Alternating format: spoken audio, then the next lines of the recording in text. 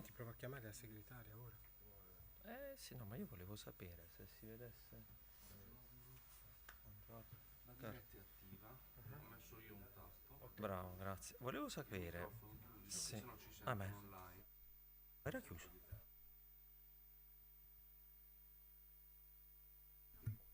Ora è acceso. Lui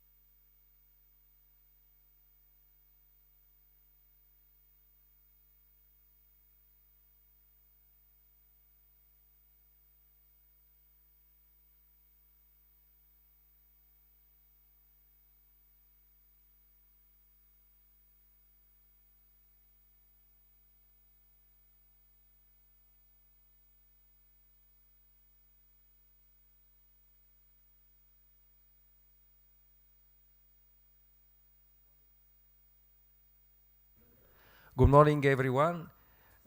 10 minutes delay, but we are on schedule concerning the program. We are waiting for the head of the Department of Mechanical Mathematics and Management. So in a few minutes we will start. Thank you.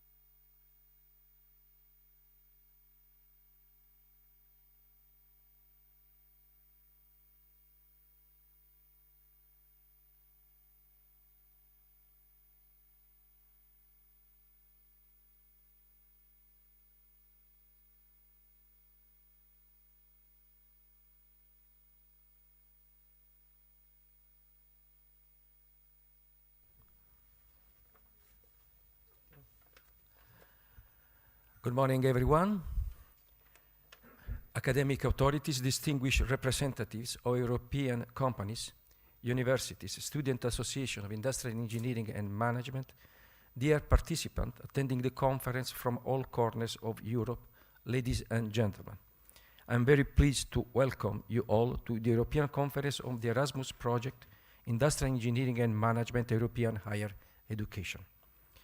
The attendance of all of you in presence by remote witnesses the attention paid by political institutions, academia, and industry to the challenges the higher education system is currently facing throughout Europe.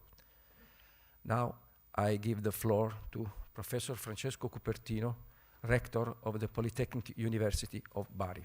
Professor Cupertino.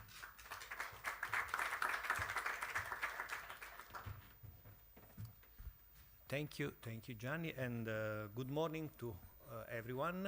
I welcome all of you at Politecnico di Bari finally in presence, at least with most of you here in Bari. And allow me to give a special greeting to the Vice Minister of Justice, who is Professor Francesco Paolo Sisto, who is connected remotely and will give us a speech just after my introduction. I've been rector of Politecnico di Bari for the last 3 years, since 2019, so I had the opportunity of following closely your activities in these the last 3 years. I've done so for 2 different reasons. On one side, for my scientific interest on the topic, because I'm an engineer, I'm involved in technological transfer, in introduction of new technology on industrial processes. But I've been following you also for my role of rector, because the contribution of your research is important for defining the horizons of university development. We are living in an historical era that is strongly characterized by transformations. Our society is going through a transformation, our lifestyles, but at the same time also all the businesses, the companies, and their development models are changing fast and fast. In particular, we are undergoing a wave of digitalization that, if on one hand will give us some opportunities, but on the other hand also has some risks of leaving somebody behind. The application of the paradigms of the 4th Industrial Revolution requires rethinking the functioning mechanism of factories. The quality of the results that we will obtain do not have to limit to the reduction of cost. We have to use this opportunity also in creation of new business opportunities and new jobs. But this will require a constant updating of skills. Not only the skills of the operator who use the new technologies, but also the skills of manager who must decide the development policies of the companies. Here at Politecnico di Bari in particular, we are trying to provide answer to these problems, also listening the researchers like you, who are rightly questioning the prospects of evolutions in the field of industrial engineering and management. In particular, we would like to enhance the results of this project by activating an European school of training in these areas. This school will allow, in particular, Italian universities and companies to have equal access to knowledge and best practices of higher education, as well to training products, including digital ones, and resources that the school can make available for the empowerment of human capital and reskilling in all the areas of the country. A European school of higher university education at the service of local companies located in the southern Italy, with operational headquarters throughout the country, will have operational and symbolic significance. There is already commitment from the Italian government to finance this initiative, for which I would like to thank, in particular, Professor Gianni Mummolo for persevering in his project, and also Professor Sisto for giving confidence to our university. I leave you all thanking the researchers involved in the project for the work done, and wishing you a pleasant and productive day of work. Thank you all.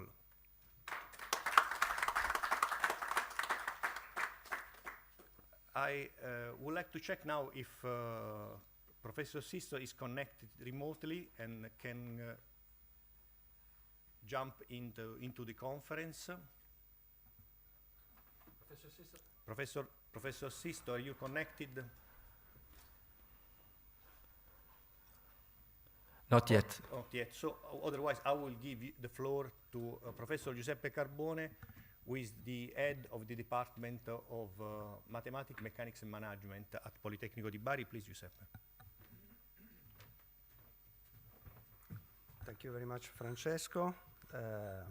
Thank you to you for being here. I'm very happy This big project is now closing. I think I was speaking with Professor Gianni Mumolo.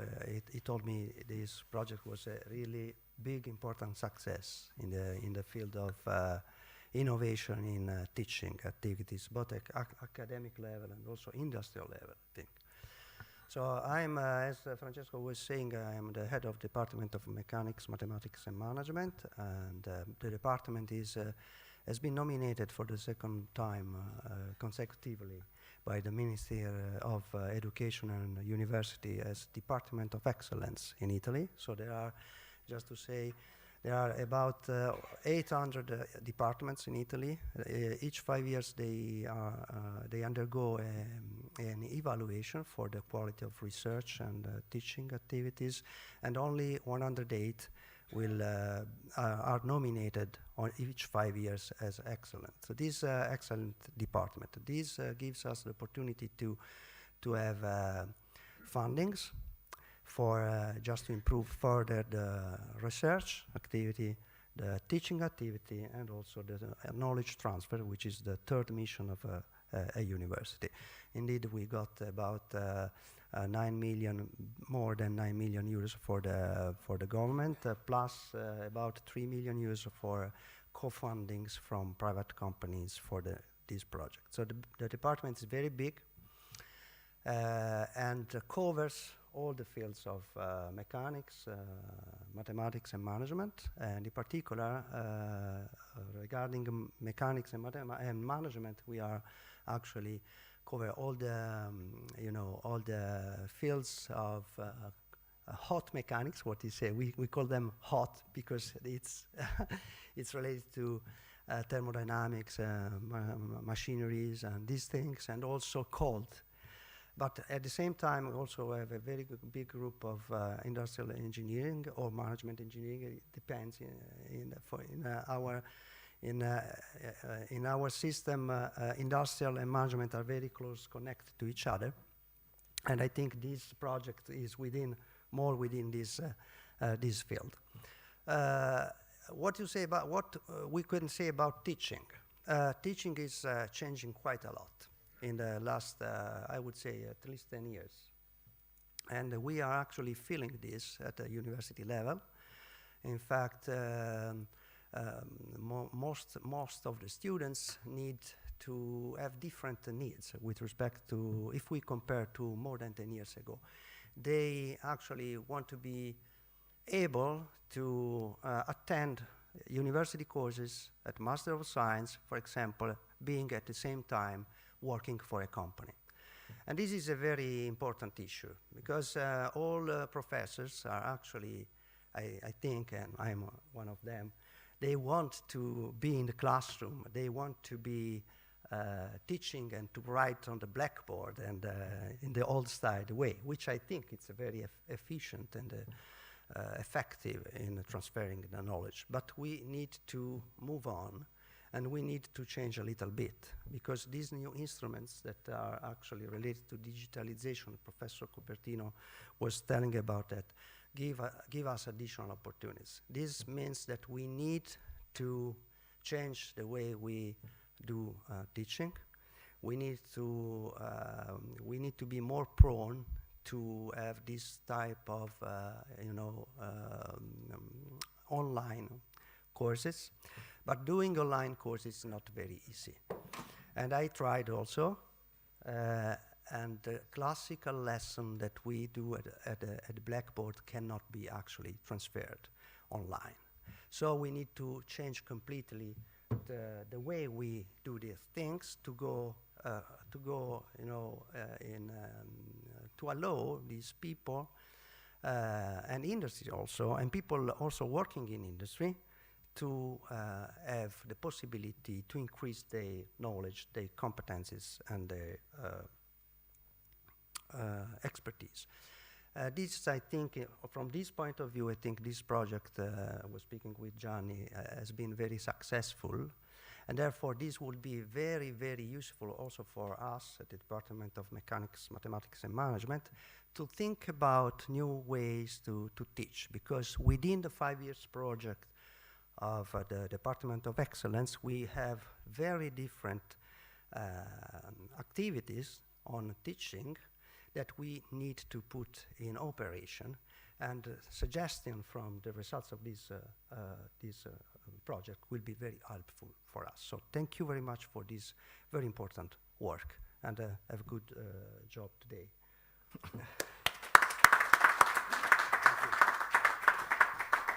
Thank you,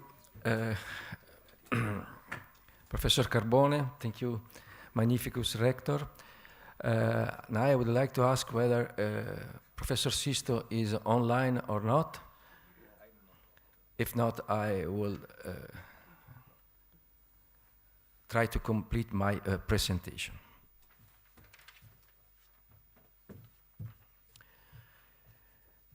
The conference is the final milestone of the 3 years Erasmus Plus Project Knowledge Alliance, a contribute to answering the big challenge the higher education system is facing worldwide, notably in Europe, and with reference to the industrial engineering and management higher education. The pervading innovation crossing all industrial sectors requires a human capital able to conceive new products, reshape the added value processes, manage technology innovation and human resources, and set up new business models. Consistently, higher education is considered the major key success factor for enabling human-centric, resilient, and sustainable production paradigms, as known as Industry 4.0. However, criticalities Giorgio.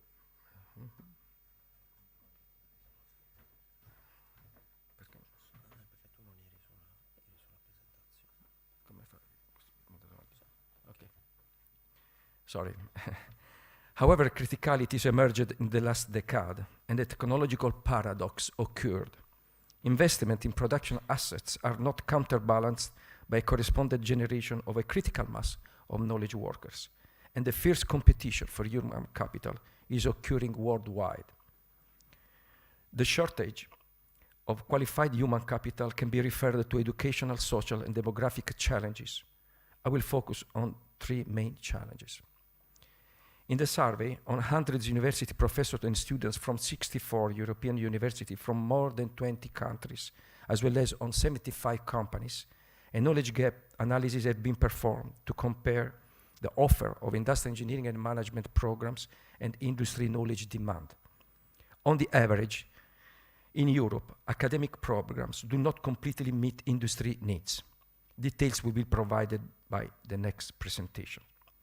In the second challenge, the digital learning of young generation, it is estimated that within 3 years, 75% of workforce will consist of so-called Y and Z generations. On one hand, the fast learning attitudes of young people requires to update contents of lectures and adoption of new digital learning tools and class organization. On the other hand, learning processes, mainly in industrial engineering areas, require adequate time and means for deep exploring of concepts and methods. The conflicting goal require rethinking educational strategies, organizations, and tools. The workforce aging is a further big challenge for the companies as a consequence of a peculiar demographic phenomenon in Europe. In the last 15 years, the number of employed people aged 1564 in the EU grew over around 6 million units, while a decrease of 5 million units of employed people aged 1554 was observed in the same period.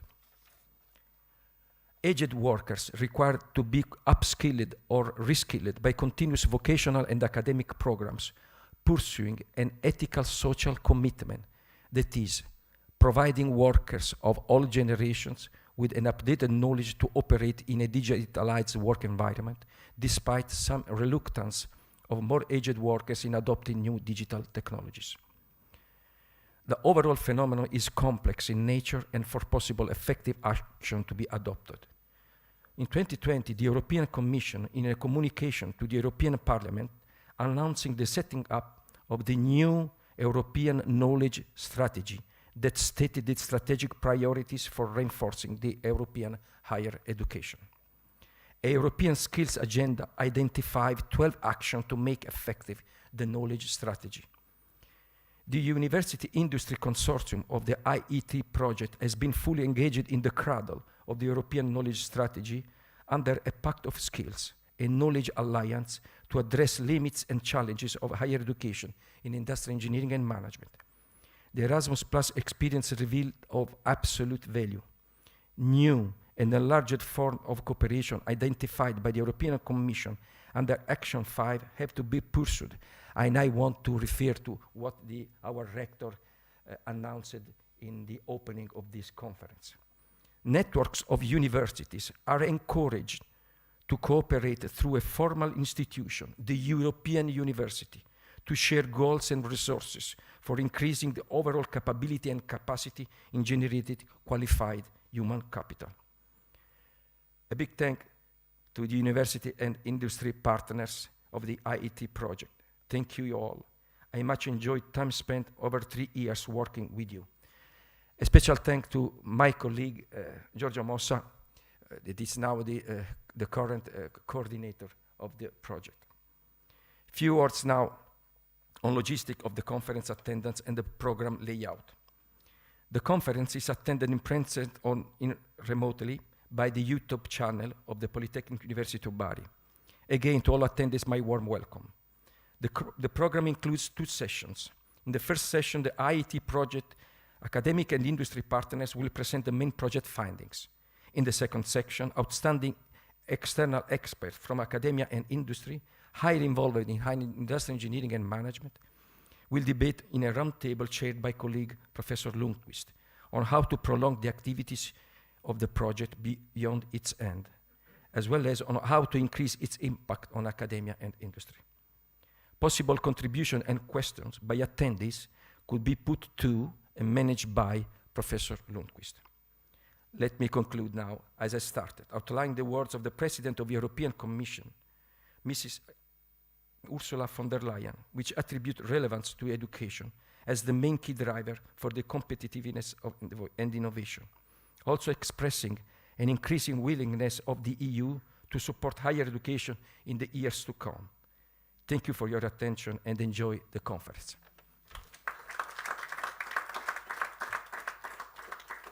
Again, I would like to know whether Professor Sisto is online or not. Maybe Francesco? Ora. Ok, allora mi dici quando...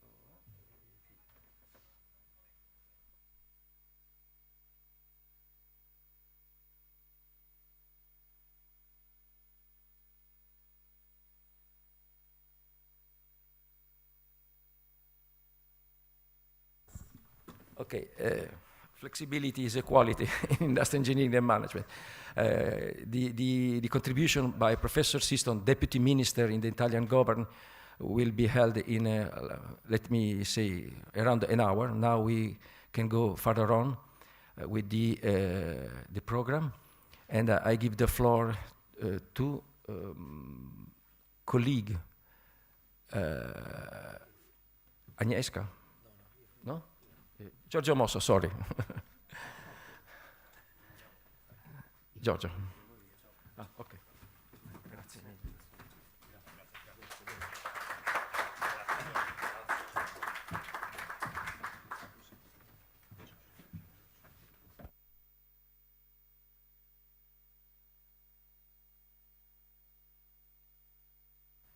We can now start with the first part of the conference. Thank you, Professor Mumolo. Ladies and gentlemen here and online, good morning again. As described by our esteemed colleagues, to stay ahead of technological advances, we must have a sufficient number of knowledge workers. Therefore, as Professor Mumolo says, it's crucial to invest in retraining and upskilling programs for current workers and students, and especially to attract new generations of young people to industry careers. In this field, the IE3 project has been funded by the Knowledge Alliance action of the Erasmus Plus program with a budget of more than 800,000 euros for 3 years. It ranked in top 10% of the KA projects across Europe, and the whole consortium for the project includes 5 academic partners: Potsdam University of Technology, Universidad Politecnica di Madrid, Linköping University, University of Bari, and Polytechnic University of Bari, which is the lead partner of the project. Project partners are Alcomot from Poland, Bosch from Italy, Implema from Sweden, and Arruti Catenaria from Spain. 2 technical partners more, Valuedo Infotech, will have supported project management and disseminations. We had associated partners as European associations representing university professors, IE&M, students, Association of European Students in Industrial Engineering and Management, STEAM, and companies as Madrid Network from Spain. These partners will participate in today's conference and contribute to the event. Ladies and gentlemen, so it's a great pleasure to me to be here today to discuss the progress of our project. The aim of this project is and was, and I hope it will be, to align the educational offer with the knowledge needs of Industry 4.0, and to achieve this goal we have set several milestones. First, we are comparing the educational offer with the knowledge needs of industry. This is crucial to understand the current gap and identify areas for improvement. Second, we are renewing the body of knowledge for our program, Industrial Engineering and Management, to ensure that our students will receive up-to-date education. Third, we are renewing, digitalizing, and testing our Master of Science modules to provide our students with the latest skills and knowledge. Fourth, we are designing a new European master program in industrial engineering and management. Finally, we are creating a handbook to serve as reference guide for educators and industry professionals. We are for sure excited to continue working together with all the stakeholders to provide the next generation of workers with the skills and knowledge they need to succeed in the industry sector. The 7 major outcomes achieved in the past 3 years are documented on the project website in the results section.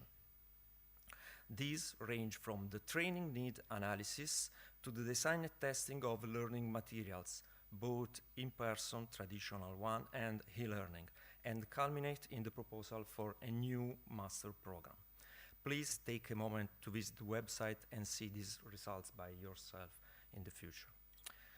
In the project, we conducted as first phase a training needs analysis survey with over 75 companies, from across Europe. And to keep pace with the rapidly changing technology landscape, we must continuously monitor the knowledge demand and practical competence as expressed by this industry, and anticipate the prominent knowledge needs identified by both industrial and academic research. To meet this challenge, we must streamline the higher education innovation process by using tested procedures for identifying knowledge gaps, updating program contents and tools with a specific emphasis on master program. It's my pleasure to announce that our colleague Agnieszka from Potsdam University of Technology will provide valuable insight on these topics in a few minutes. Here in the picture, only as an example, we have an illustration of the discrepancy between industry demand and university offerings. As you can see in the last 2 columns, there are a significant needs and gaps larger than expected in the area of soft skills such as communication, teamwork, and leadership. On the other side, we live in a rapidly changing world where major challenges for modern societies are becoming increasingly complex and interdisciplinary. To address these challenges, we need to merge integrated competencies and methodologies from both physical and social sciences and blend hard and soft skills. This means updating our higher education programs to include the latest knowledge and tools in both these fields. By doing so, we can create a dynamic knowledge path that will help us tackle these challenges head-on.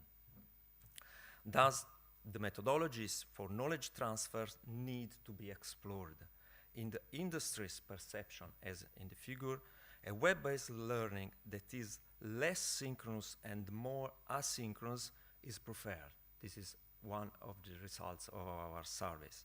However, this requires a greater effort for teachers, great for professionalism and quality to be really successful.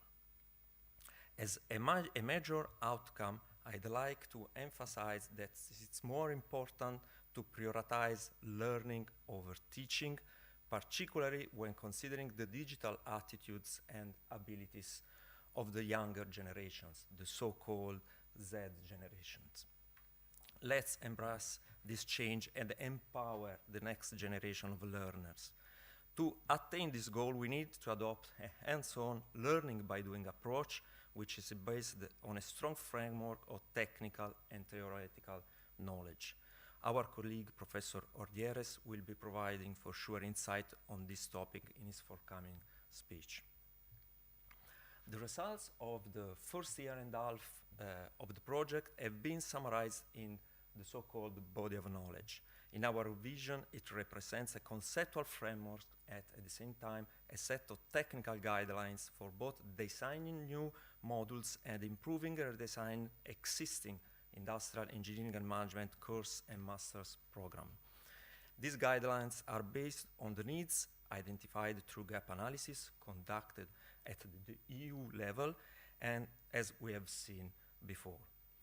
The body of knowledge is comprised of 4 parts. The introductory section clarifies the objective of making the project outcomes available and disseminating them throughout Europe. At the same time, the body of knowledge serves as a foundation for higher education institutions to develop their strategies, policies, procedures, and tools for renewing courses and programs in a dynamic environment by a formalized approach.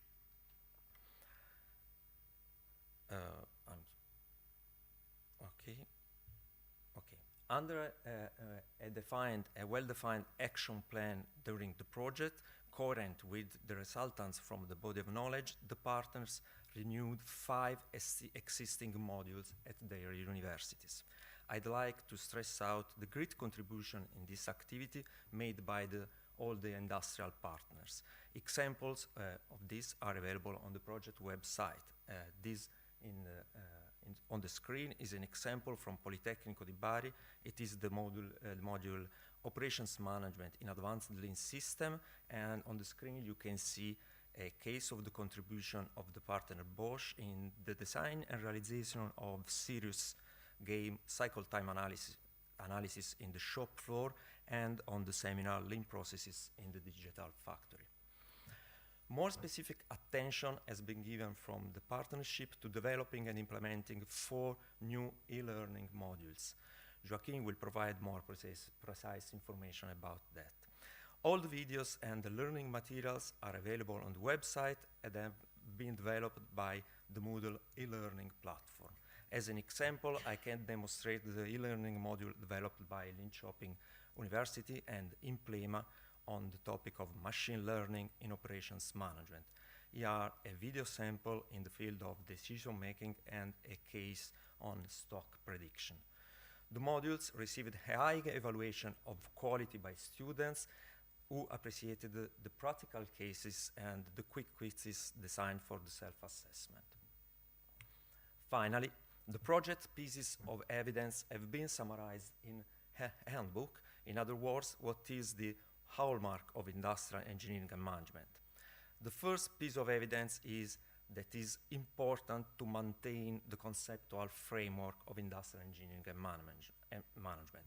It means that education in the main field of industrial engineering and management is based on a combination of knowledge of mathematics, natural sciences, engineering, and social sciences. The training should lead to graduated engineers able to solve technical, social, and economic problems with the help of integrating those skills together. The second and related piece of evidence is that it's important to maintain an engineering and technical science orientations. A clear marker is also that an industrial engineering and management student's unique competence lies primarily in the ability to integrate technology and engineering with management subjects. It's usually in a daily practical application that engineering problems meet non-technological issues like economic, organizational, business, social, and or ecological sustainability, as an example. Industry wants qualification to be more competitive in the new scenario.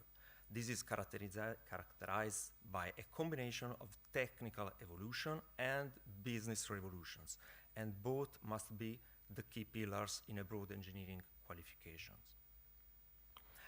As we continue to advance in the field of industrial engineering and management, it is crucial that we establish guidelines for setting up or renewing master programs in the disciplines which have been derived from the outcomes of the body of knowledge.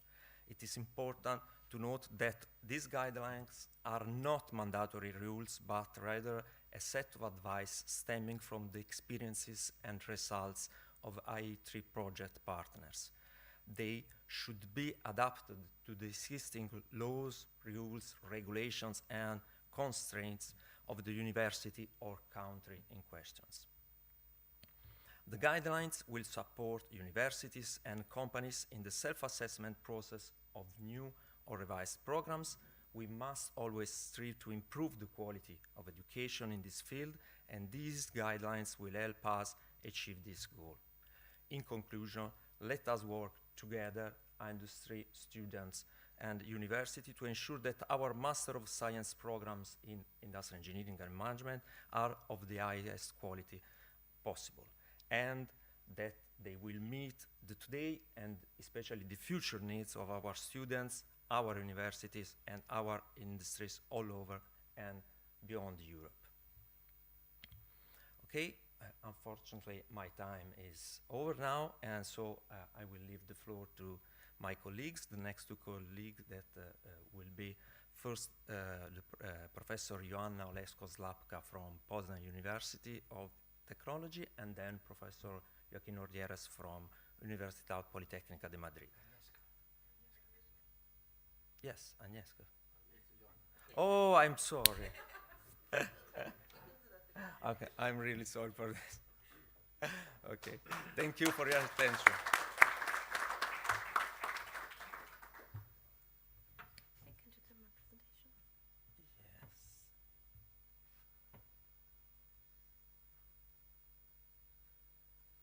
Okay, I can't see, I need something.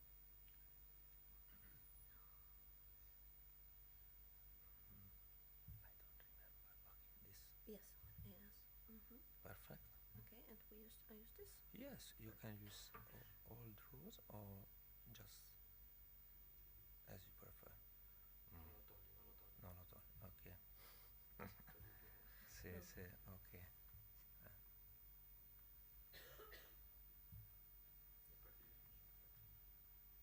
I'm sorry. Start from the beginning. Yes.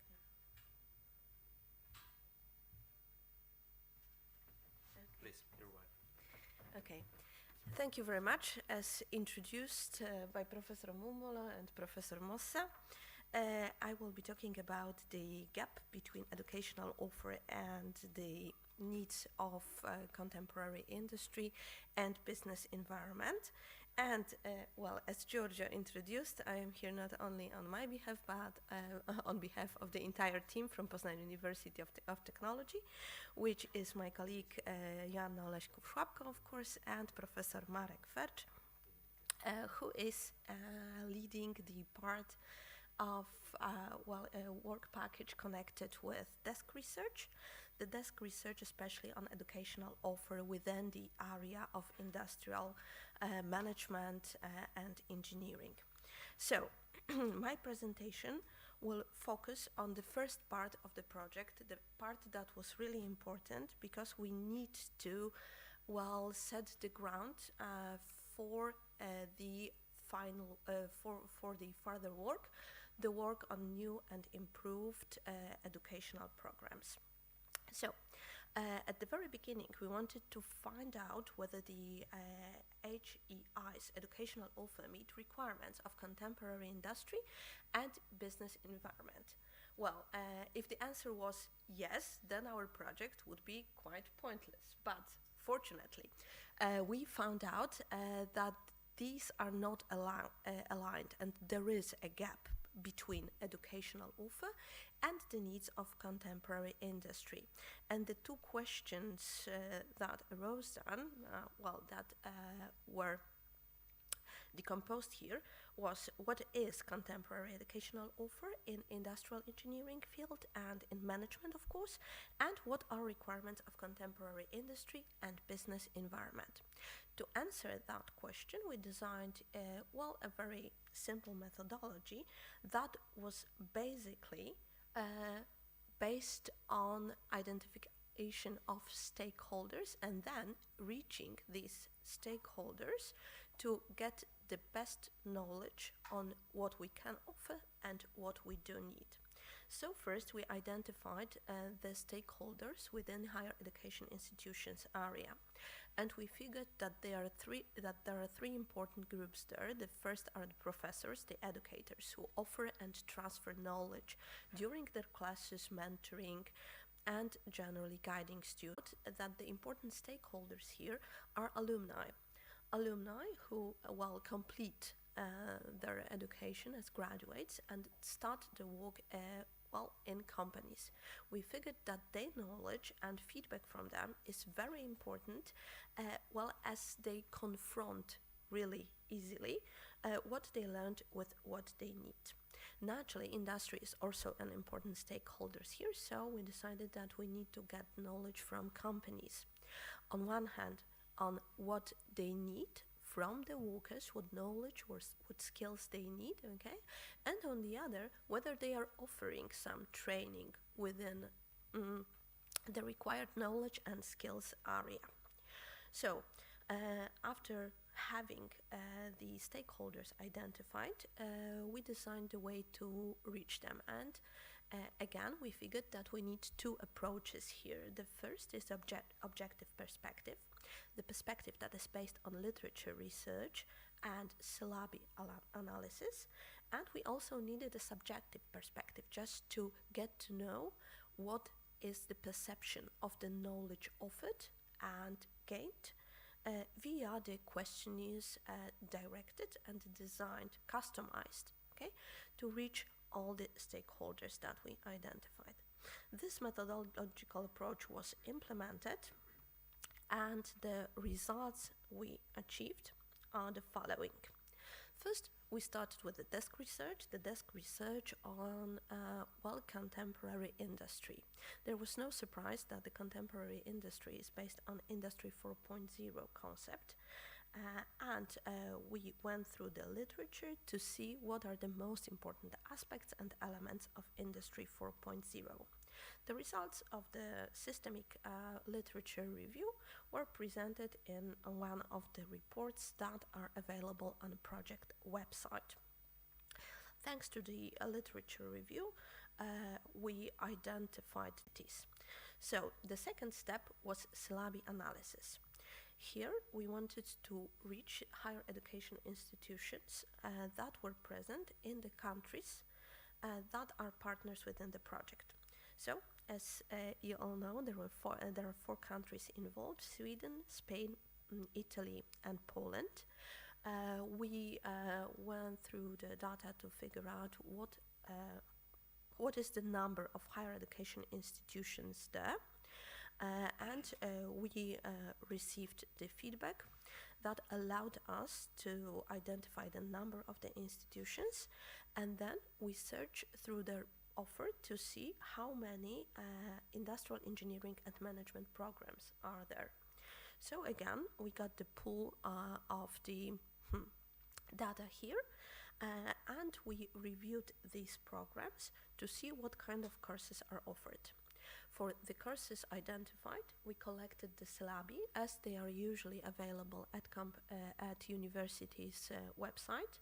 they should be available not only in national languages but also in English, and that made it easy to analyze and identify it. Here we implemented some text mining procedure just to see whether the keywords that are mentioned somehow in the structure of syllabi meet the keywords that are connected with Industry 4.0 concept that is present in the literature.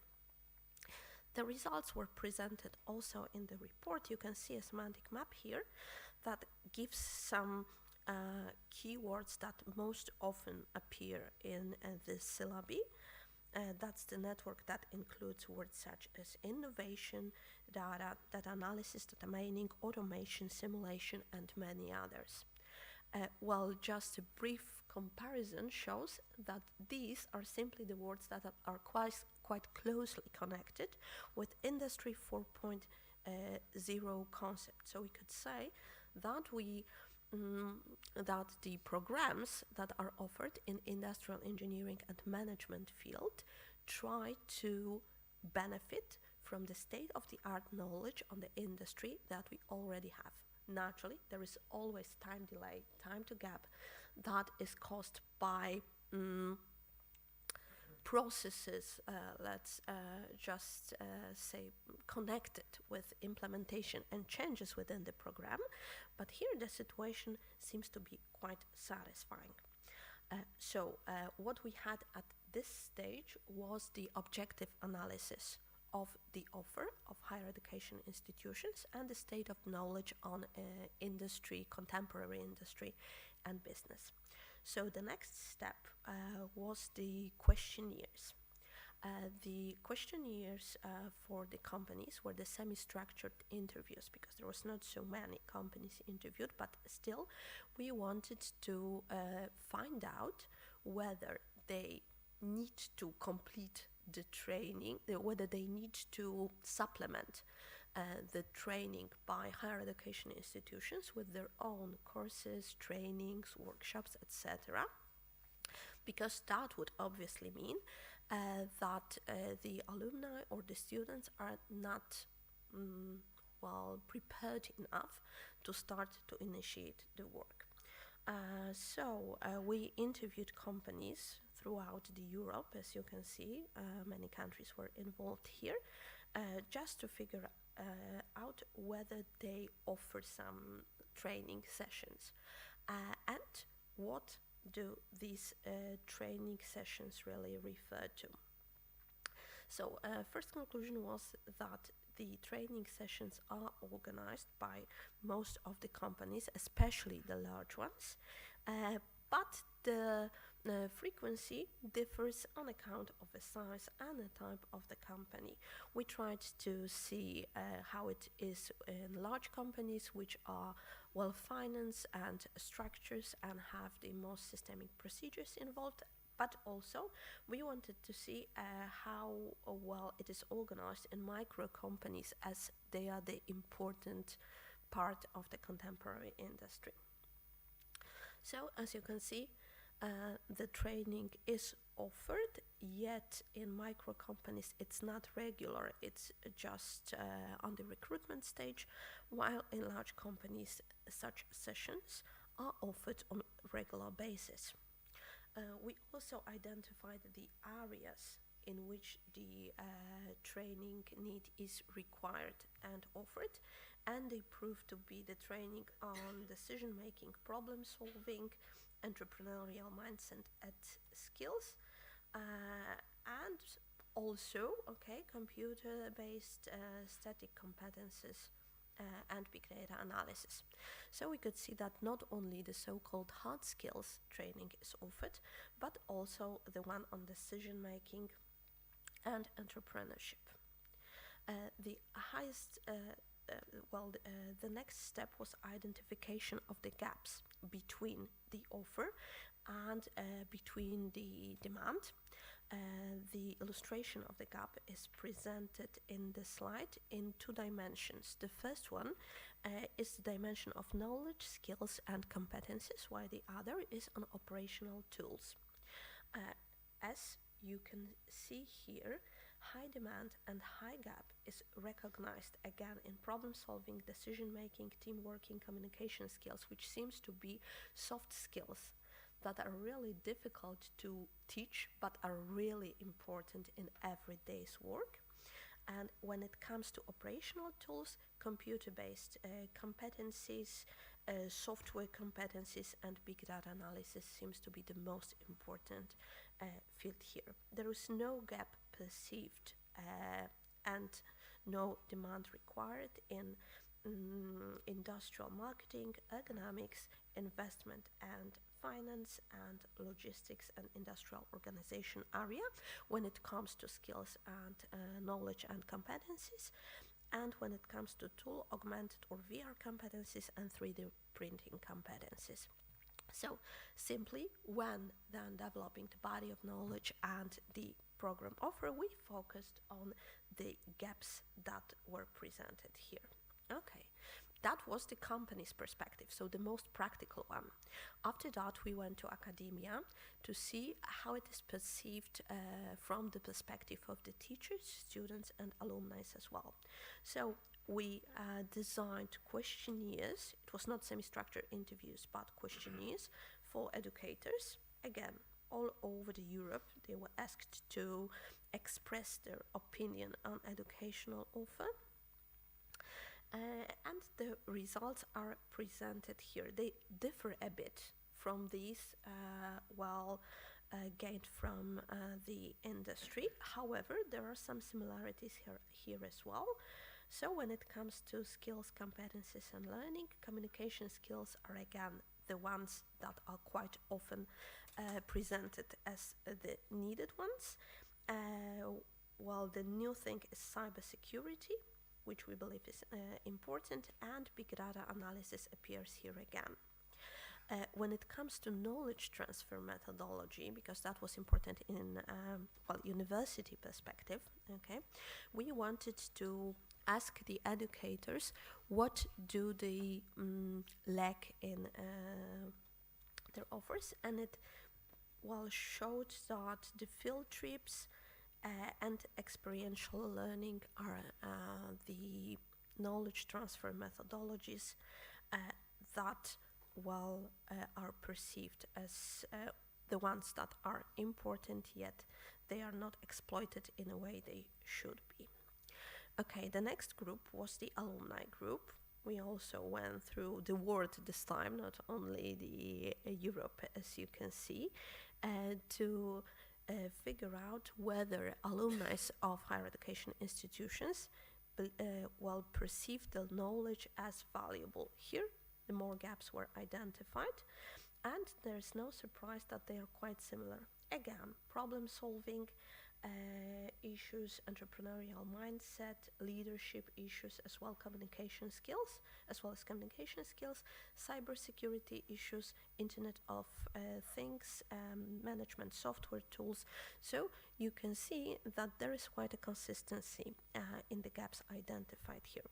When it comes to knowledge transfer technologies, again, the practical ones were mentioned as really important to get the high level of skills, knowledge, and competencies. So the one that should be stressed in further, let's just say, works on the new, improved, and scaled up programs.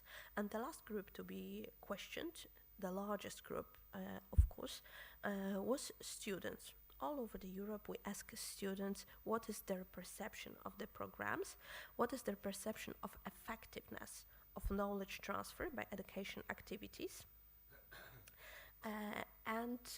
Most of them perceive that as high. Then we ask them about the content that was provided by master program and its relevance to internship programs.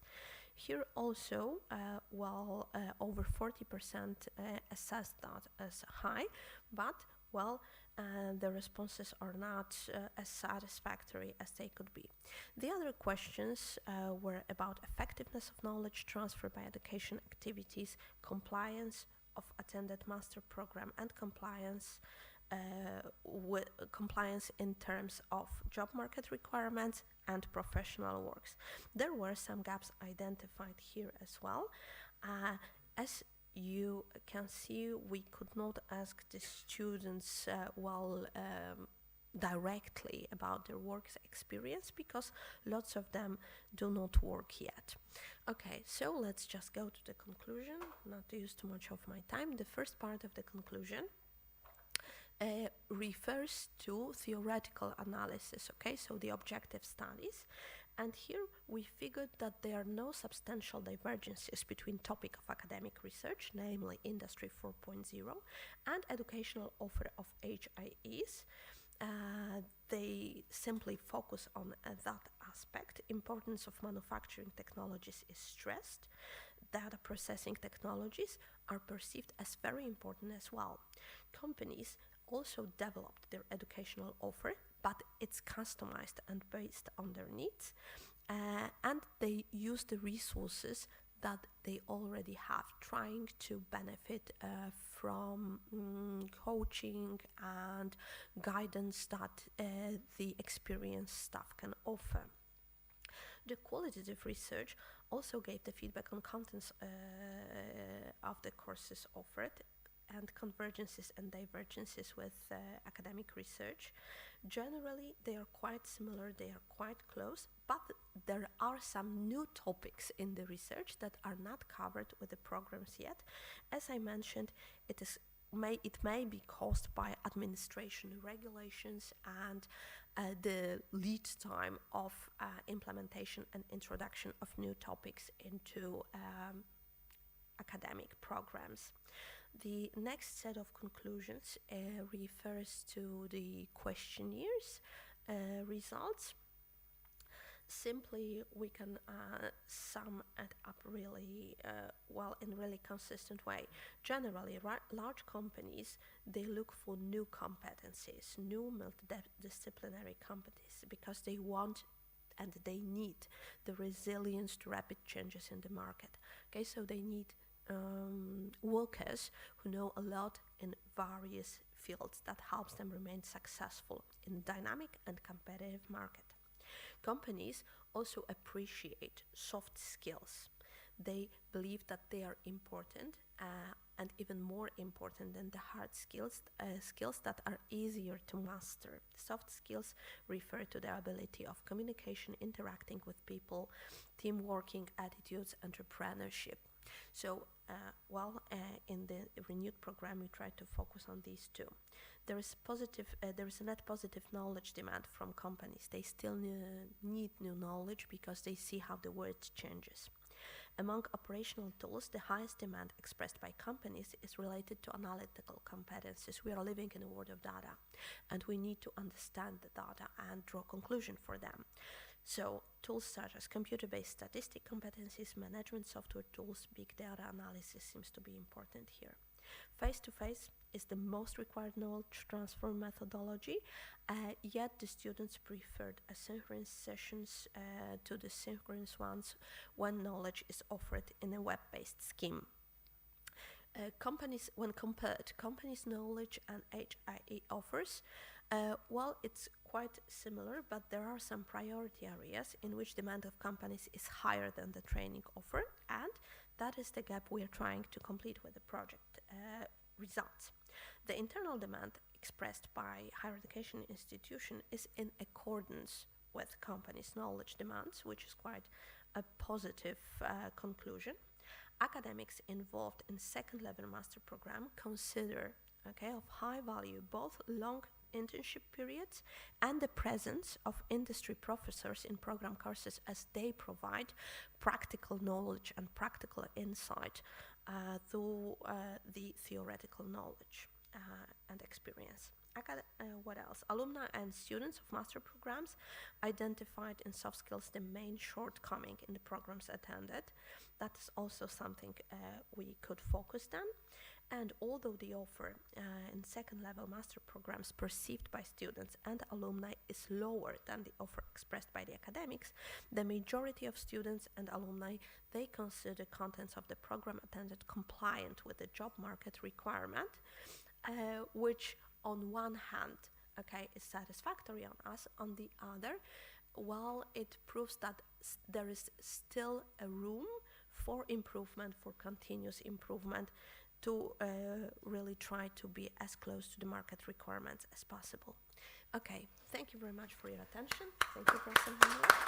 Thank you very much, Agnieszka. Let me take the opportunity to say that the survey is due also to the big involvement of associated partners. I'm pleased to mention the European Academy for Industrial Management, the Association of University Professors, the STEAM, the European Student of Industrial Engineering and Management, here represented by Vice President Education Francisca Trigueiros, and for companies, Madrid Network. I know that some of the representatives of such associations are now remotely connected. Thank you all for your involvement. Okay. We'll give a present from our rector of our university for your contribution. You're very welcome.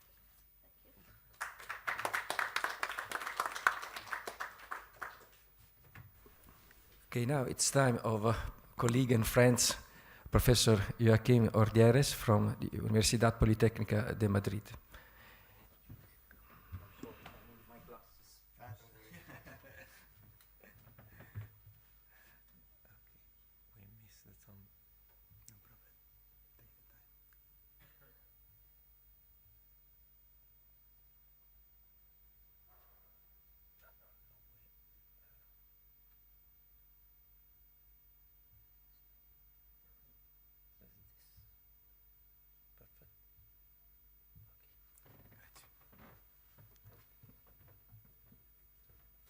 First of all, thank you for having me here and allowing me to make the presentation about the tools and methodologies we use in the development of the work package number 3 and 4 for the IE3 project. Well, at the beginning, let me start with the not very smart hypothesis we adopted in the project that there is no single method performing the best for maximizing the learning processes. So we accept that each of the modules and the partners will be free to select the main methods they understand more convenient for the knowledge gathering. And then you can find when you browse through the results of the project, different configuration and different methods. You can find different approaches. Of course, keep in mind that specifically for the work package number 4, which is the e-learning approach, there is kind of limitation provided by the learning platform we use. Actually it's Moodle, but so the learning management system imposes some limitations we need to accommodate to be practical in the implementation of the solutions. But anyhow, you will find a combination of things like, for instance, quizzes embedded into the videos. When the learner is watching the video, then is suddenly interrupted and asked if I'll fill this question or answer to this question. We use technologies like Puzzler, FlexiQuiz, PlayPosit, etc. Of course, we use asynchronous learning. We learn from the previous presentation and also from the Professor Carbone comments that students now are sometimes working, sometimes doing other things, so they prefer learning by themselves in an asynchronous way. So we did that also possible through different combination of content presentation plus different quizzes and different type of strategies to get them engaged. And then, as Professor Mossa showed in his presentation, we developed our own modules and videos to facilitate the understanding of specific topics as well. And then, of course, trying to promote the learning by doing. Indeed, in the e-learning modules, different assignments were requested from the participants, from the learners, in order to get them motivated and engaged with the implementation of the concepts and the acquisition of the skills. So, of course, during the development of the in presence module and modules and courses and e-learning modules, we pay special attention to the requirements, to the gaps, as Professor Agnieszka presented us a few minutes ago. And basically, we try to combine, to close the gap between, for instance, statistics, for sure, production aspects, and also management decision, providing kind of complementary vision, making possible to combine the production aspects, statistical analysis embedded through the augmented reality solution, making possible for the manager to visualize and to be able to decide where to apply the immediate actions as required. So this is a key point we wanted to stress through the development of the modules. For sure, we also pay attention to the, let's say, to the way our learners work, how they perform.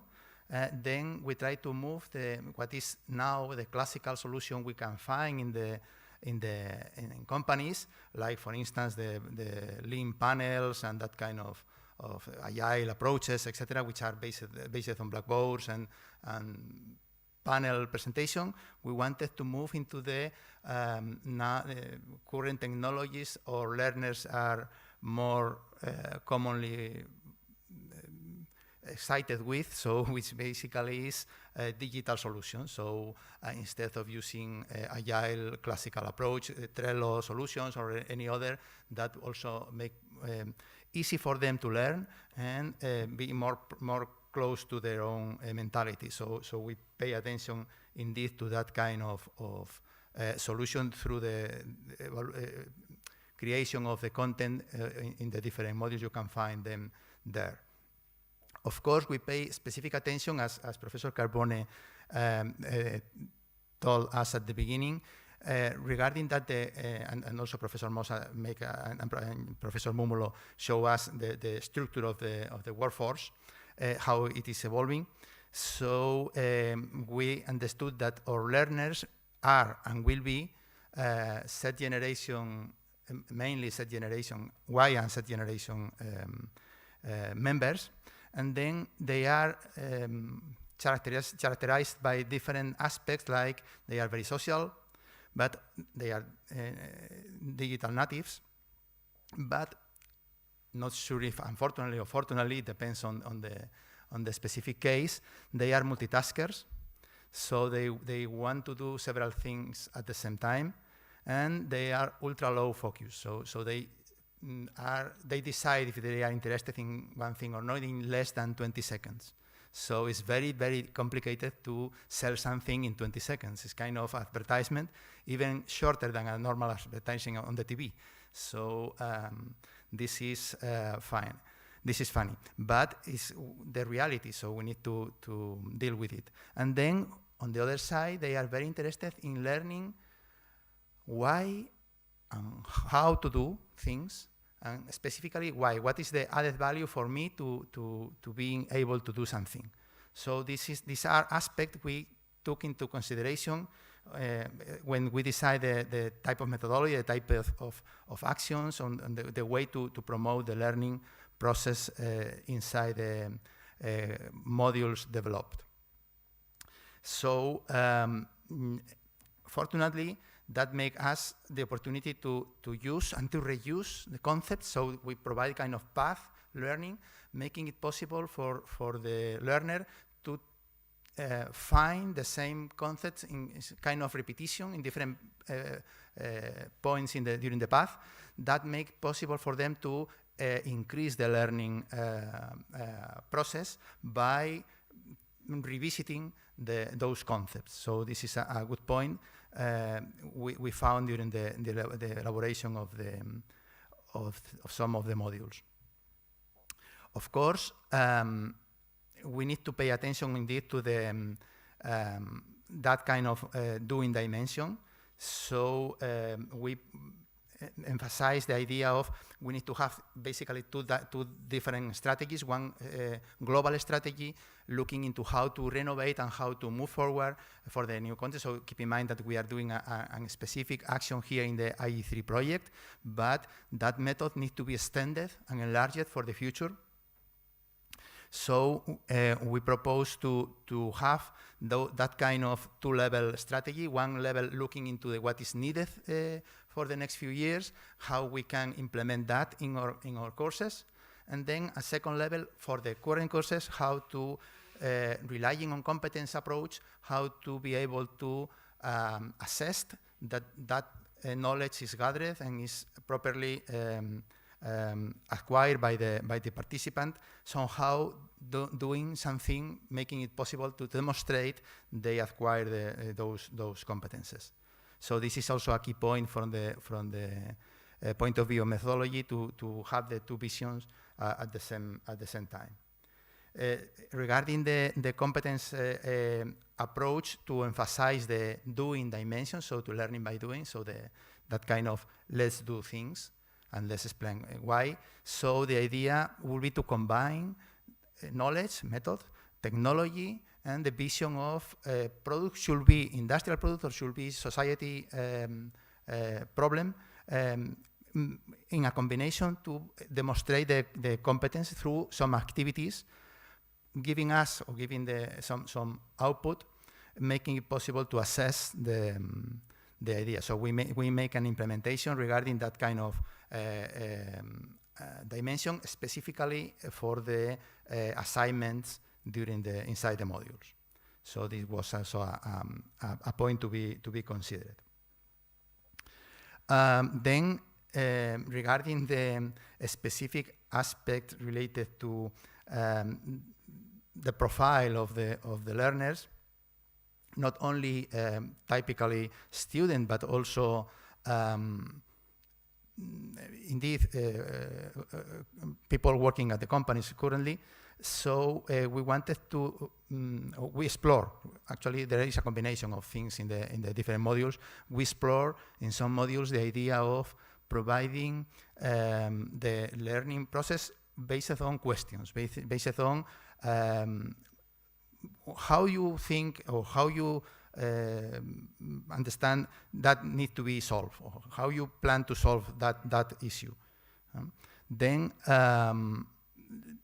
this is because we understood that for the Z generation, they are professionals in looking, in searching, and in analyzing solutions. So instead of having keeping the classical role of the academic professor, like let me, as Professor Carbone told us, okay, let me write in the blackboard and then give the classical lesson. We try to shift a little bit the paradigm and asking the students to look for the answers to the specific question. Because probably you are aware, this is a new from the New York Times in September last year. So the Z generation shifted the paradigm and replaced Google as first search engine. So now people, younger people, basically search through TikTok, which is funny. And think why? Because they learn how to do things. They see very, very short videos, how can I do something? So it's not a matter of reading how to do, but they want to see and they want to be short, very, very short in getting the new knowledge. So the idea is, okay, let's use their competence in searching and try to apply that to solve the questions, let's say the relevant questions. So, sorry, in this way, our idea was to, in those specific modules, was to promote kind of micro-learning approaches, so small pills of knowledge based on questions, and then asking them to participate and to try to solve them encouraging the visual learning and also the gamification as a way of promoting that social dimension they have. Still, there is a pending or open question how to promote and how to connect those small questions driving the process. So this is, for us, the key point for the academics now. It's not matter to teach what is the concept behind something. Oops. Not sure if something is wrong in the presentation, sorry. I'm seeing properly the screen, but something's to be, oh, maybe it's my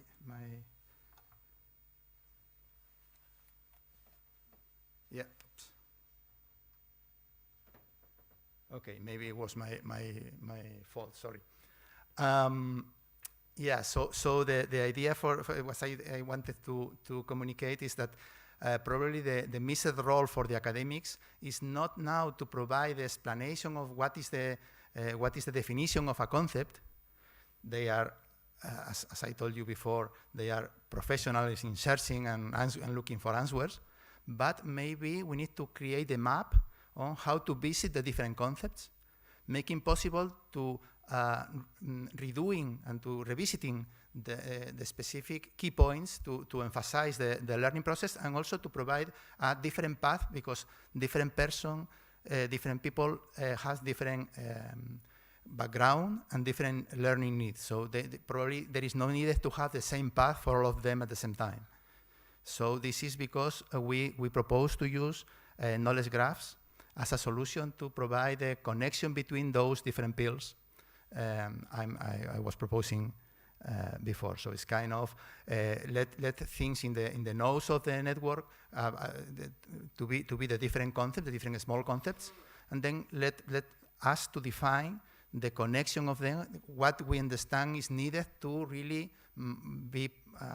have good skill with knowledge in a specific area. So the point is how to connect those dots and how to prepare the specific dot for each of the elements of the learning process. So probably that will be one of the new jobs for the academics in the next future, instead of trying to repeat how to derivate or how to apply the chain rule in derivation or whatever other stuff, because they will find 100 videos explaining that perfectly. So moving into the conclusions, the idea for us is that as already said before by Professor Mumolo, there will be a shortage in the classical workforce with the current skills. And then there is a demand for new jobs and new perspectives, not only in manufacturing, but also in services. Then there is an impact estimated by Roland Berger in around 10 million jobs in the next 20 years, or 15 years now, on how it will evolve the society and the needs.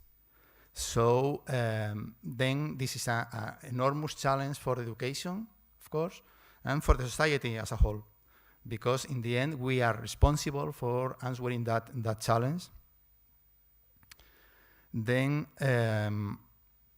that requires, as already said before, to have different multidisciplinary skills.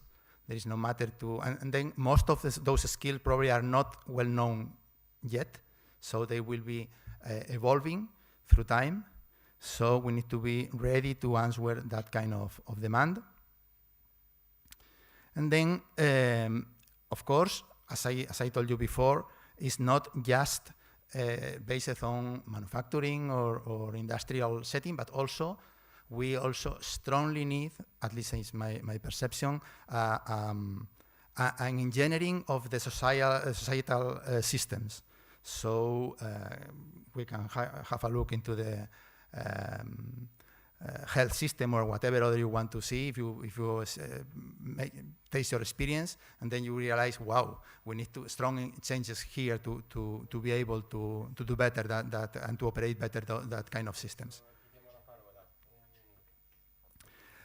Then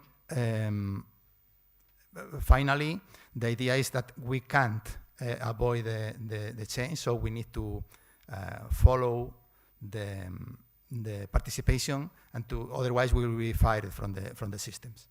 And then that's I think is my last word. So yeah, this is what we did into the IE3 project to make that possible and to promote the future coming. So that's all from my side. Thank you very much, Professor Ordieres. I think it's time for the speech. Now it's time. It's an enormous privilege and honor for me introducing colleague and friend Professor Francesco Paolo Sisto, Deputy Minister in the Italian government. Francesco, the floor is yours.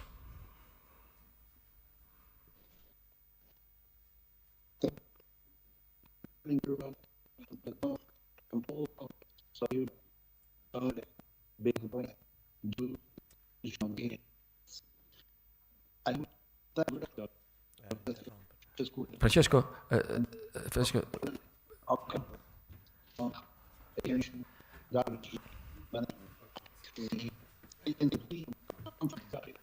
excuse me, Francesco.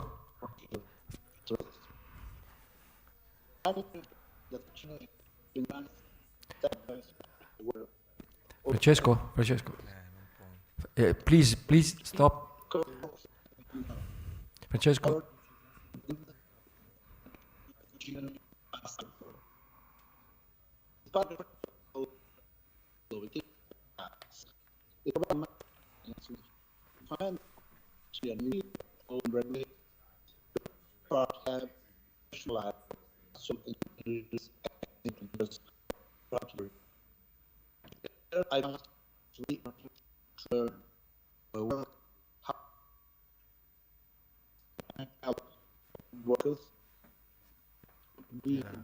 Scritto, dove potevo scriverlo?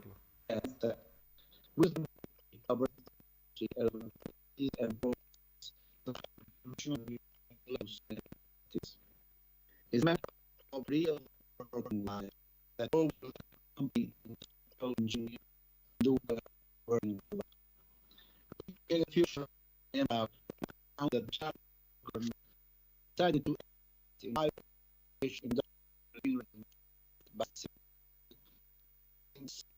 economic resources to birth and with massive and made directly University of Bari. The overall cooperation with the university companies. The idea was to some years ago European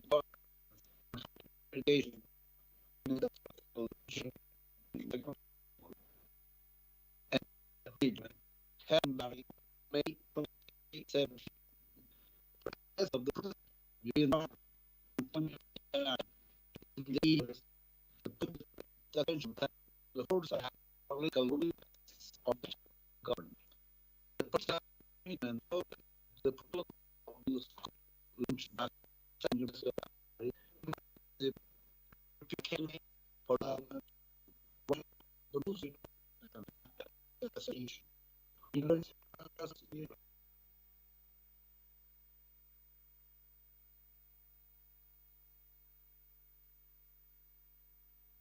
realtà abbiamo piena connessione. Ok, allora per favore se puoi un po' riprendere l'inizio da capo, va bene? Sì. Eccoci. Hello, someone told me that I have to restart my speech. It's not a problem. I'm very, very happy. You know, two is better than one, and so. Good morning, everyone attending the conference from the all corners of Europe. Sorry for not being present due institutional engagements. I wish to thank the rector, my friend Professor Francesco Cupertino, and the organizer of the conference on higher education in industrial engineering and management for inviting me since the theme of the conference is very close to my academic, political, and professional interests. I highly appreciate that such an event has been organized by the Politecnico University of Bari, where, since over 30 years, I had the opportunity to teach the course of work safety and health offered within the Management Engineering Master Program. The inspiring principle I follow in my teaching class is to provide master students with fundamentals on Italian and European law and regulation, which great part have in the professional life of industrial engineers and managers throughout Europe. In the years, I found students really motivated to learn, first, how work technical situations involving safety and the health of workers have to be interpreted from the framework of laws, and second, which is the body of responsibilities of employees and employers in the light of national and European laws and directives. It is a matter of real working life that always will accompany industrial engineers in their working life. Looking at the future, I am proud to announce that the Italian government decided to invest in higher education in industrial engineering and management by assigning significant economic resources to the birth and the operation of European Graduate School of Industrial Engineering and Management, an academic European institution to be located by the Politecnico University of Bari, that will operate in close cooperation with Italian, European universities and companies. The idea of the school was promoted some years ago during a European conference on higher education in industrial engineering and management held in Bari on May 2017, with the President of the European Parliament, Antonio Tajani. In the years, the project, great attention thanks to the foresight and political willingness of the Italian government. The political commitment followed the proposal of the school launched by the Politecnico University of Bari and by the European Academy for Industrial Management, one of the most important academic associations of university professors in Europe. I guess and hope the school will be formalized in the next months and will start at the educational activities by the end of this year. The location of the school at the Politecnico University of Bari in the south of Europe is pregnant of symbolic and concrete meanings, as the school will represent a higher education gate towards the Europe of knowledge, also looking at the countries of the Mediterranean area. The European Graduate School is conceived to have a continuous attention to reality. Non scole sed vitae discimus, the motto attributed to the philosopher Seneca, my favorite ancient author, well synthesize the intimate nature of the graduate school that aims to transfer knowledge useful to new and past generation of industrial engineers and managers in tackling challenges of real working life. Thank you for your attention and good work. Thank you very much, Professor Sisto. It's a big honor, and I want to stress out that the speech of Professor Sisto comes after the announcement of our rector in the welcome of this conference. So now, alia acta est, I will say, following the input of Professor Sisto, quoting Seneca. And now I think that we have a challenge, a big challenge in our next weeks and months. And it is, let me say, an honor for me now that I think that this new track is starting together with you all, and of course with Professor Francesco Paolo Sisto. Francesco, thank you very much for your engagement. Thank you. Bye-bye. Bye. Okay. What else? Now I think it's time for breakfast. Not breakfast. Coffee time. Coffee time. Coffee time. Okay.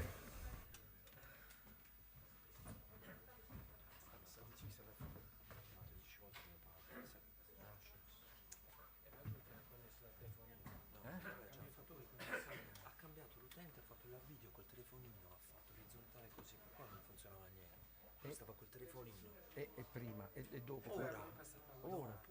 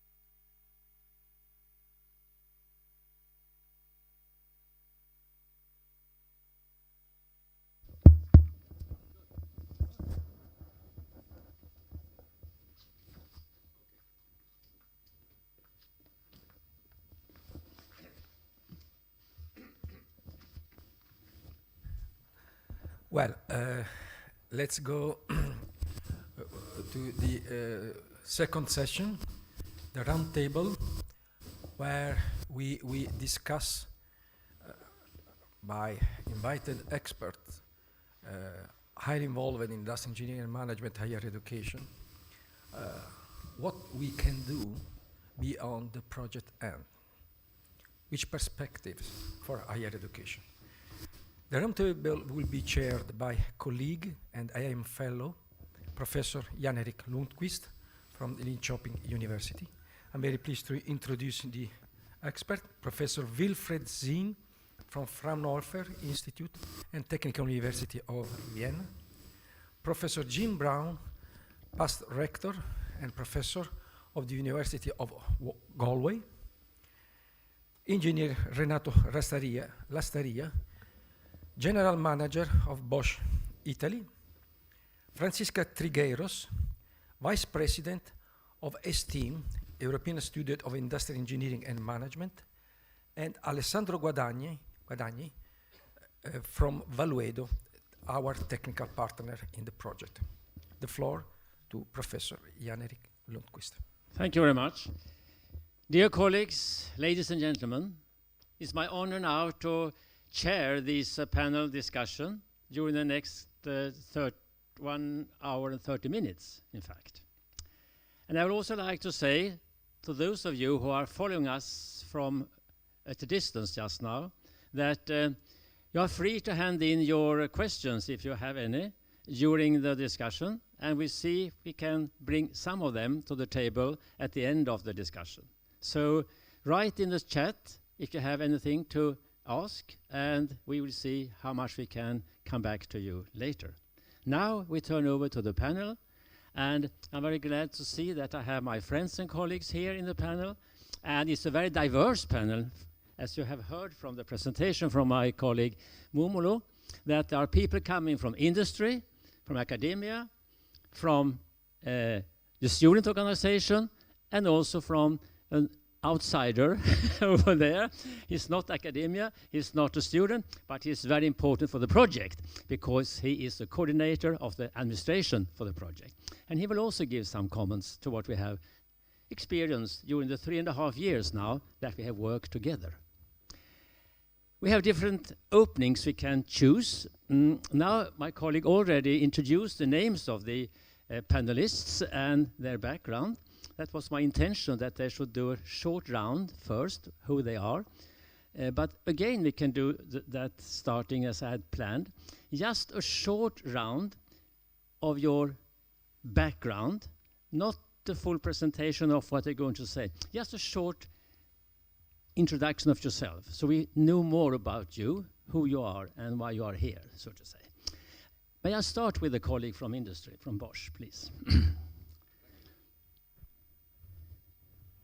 Yep, it works. Okay, so my name is Renato Lastaria. I'm 48 years old, and I'm a mechanical engineer, and actually I graduated here at the Politecnico of Bari a few years ago, unfortunately. I'm in the Bosch group since 20 years. At first with very technical tasks, basically. So I started in the quality department, and then from there on, and that's again coming up to the topic of continuous learning and upskilling and reskilling, which are very, very important words to my mind. I moved basically towards more management positions, and I am now the general manager of the Bosch Group in Italy. And as well, I'm also the finance and controlling director of the plant of Bari. Thank you much. Could go to the students representative, Francisca. So hello everyone, I'm Francisca and I'm the Vice President of Education at STEAM, the European Students of Industrial Engineering and Management. We are an organization connecting students from 70 universities around Europe, and we mostly organize international events, around 140 offline events per year, so a big number in my opinion. As Vice President of Education, I'm responsible for everything related with events that complement students' education, both by teaching areas related with industrial engineering and management and by connecting students with companies.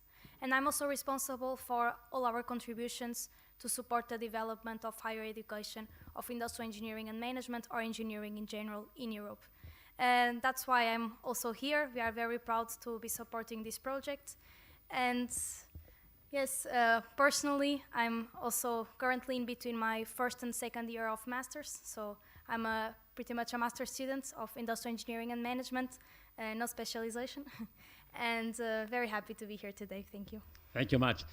Now we go to the academic people here. James.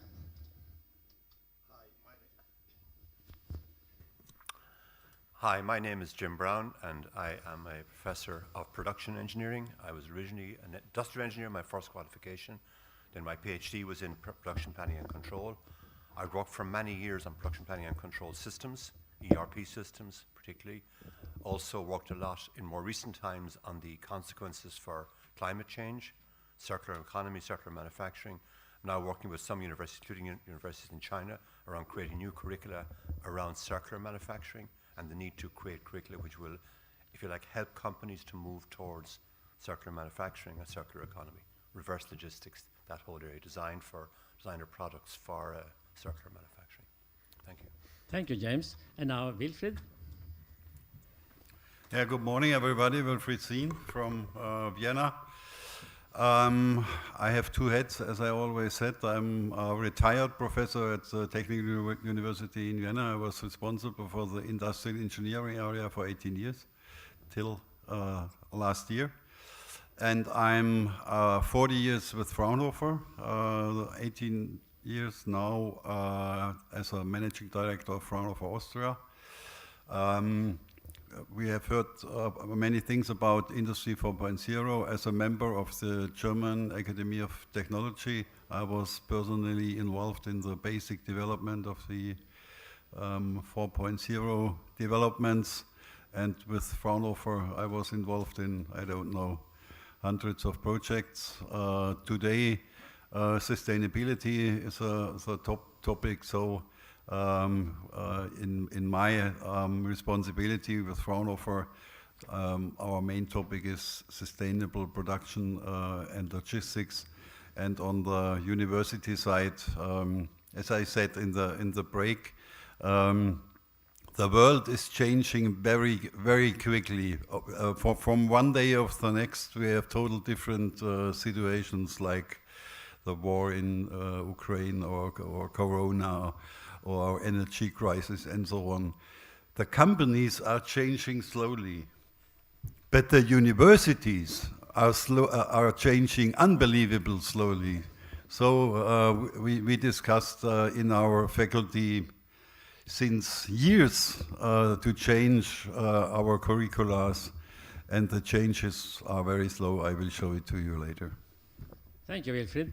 And now, Alessandro, let's hear what your background is. Good morning. First of all, let me say what I'm not. I'm not an engineer, which makes me even more an outsider here. Or more interesting. As you saw in the flyer of the event, I have two different job descriptions under my name. I'm a project consultant and a project manager, which refers to two very different aspects of my work. When I work as a project consultant, means that I'm trying to find the right call for the project idea that is presented to me, and maybe trying to structure the idea in order to fit with the requirements of the call. When I work as a project manager, I try to be, let's say, in the middle between the different partners, trying to make the activities, the tasks going smoothly and on time in order to reach the project expected outputs.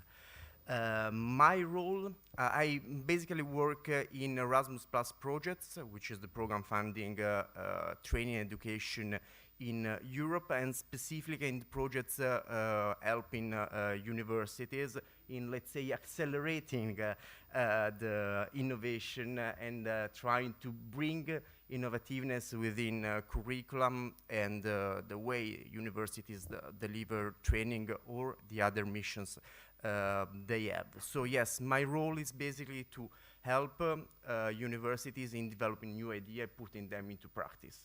And this is what I try to do also for this project that was conceived in late summer 2018, and now we are here presenting the final outputs to all of you. Thank you very much. So, this project that has been running now for more than 3 years, what was the reason for having such a project? What was our aim to start the project? I think that many of us involved in the project, we have an idea about what would be the future of industrial engineering and management in education and research. What would be the change we have to face very quickly? Because, as we heard now from Wilfried, changes are around us all the time. And are we the slow changers, we will be lost, perhaps. Or how can we cope with the changes going on around us? How can we develop a program in industrial engineering and management that is the best for the future, for the student's career and for the requirements from industry? How can we cope with that? Dare we make the changes necessary? Or do we want to preserve what we have and say that it's good enough? Why should we change? We have delivered already for years good engineers. We can do it also for the future with the same background, with the same training. But as we heard from our colleague from Spain, the students we are meeting today in the classrooms are not the same as yesterday. They are different. They have different requirements. They have different backgrounds. They are more using the modern technology in the daily life. And they are searching information in a way that we never did. So we must understand that we must change the education. But how to change it and how to meet the requirements? We made proposals in this project how, as we say, might look like if we could design it from scratch. Today, we have to look in the future and say, what will be the future demands? And we had this very interesting questionnaires that were circulated around Europe, and we heard about that from our colleagues from Poland, that there are requirements that we can't meet, especially soft skills. How do we handle soft skills? How do we design a learning environment for the students where we develop more than just knowledge and skills? Competencies is a new concept now, and competencies must be met in education and training. But we shouldn't have special courses or course modules in competencies. That must be trained inside the ordinary running of knowledge and skills. But we must change the learning environment. These are issues that I think we can discuss a little with the colleagues here.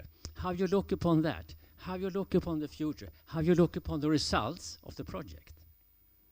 And I know that some of you have prepared interesting slides to show us and discuss with us, but I would like to start again with the industry representative. Excuse me for saying Renato, using the given names. Yep, it's so special in my country to say that, so I continue with that. Excuse me. Yep. Renato, when you heard about the results today, what was your first reflection? So first of all, I was quite impressed by one point in a presentation by the professor from Madrid. So when he mentioned that the new students, the youngsters basically today, they give you like 20 seconds of their attention. Well, let me tell you one thing. If you're having a conversation to one of the big bosses of a large multinational company, he will give you 20 seconds of his attention as well at the beginning. So this appears not to be changing over time. Soft skills, that drives me to the point of the soft skills. I was quite impressed. This was, I have to say, basically there was no talk about soft skills at my time at university.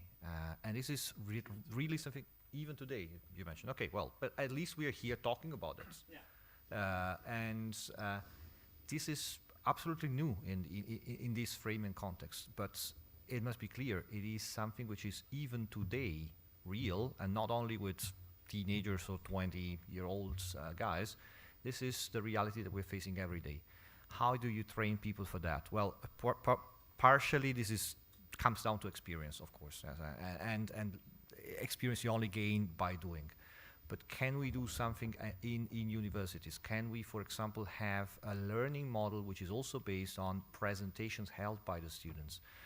Back in my days, basically, the time that the student was picking up was more or less during examinations. But there was no like other big opportunities for the students to present their work, to have a, let me say, a presentation, so to be able to talk to the people. And that might be, for example, something new coming up. Anyway, when we talk about what's important for the industry, I'm talking about large multinational companies. Probably the point of view can be different if we focus on smaller companies. We are incredibly slow. So if we compare to ships, basically we are like oil tankers, and the speedboats are like the startups. And I know it's one of our drawbacks, one of our downsides, basically. But it makes us also strong in some relations. So the point is, what do we need? We need people who can be flexible. We need people who not only bring the new technologies inside our companies, which we are lacking. So we struggle, for example, to find software development engineers. We struggle to find people who can work with sensors and something like that. But we also struggle to find people which bring this kind of mindset of the startups inside the large multinational companies, and we need that as well. Times are changing, and even the oil tankers sometimes have to get faster than what they were before. So that's my point. So soft skills, yes, but I pretty much think this comes down a lot to experience and a bit less to teaching. What we need is people who can show us that we must be flexible, and that can bring us also those knowledge and tasks that we are lacking right now in the area of new technologies. That's my takeaway, basically, from the last couple of years. Jim, you have thought about what we have presented a bit further, and I would like that you show us your ideas now. My slides? Yeah.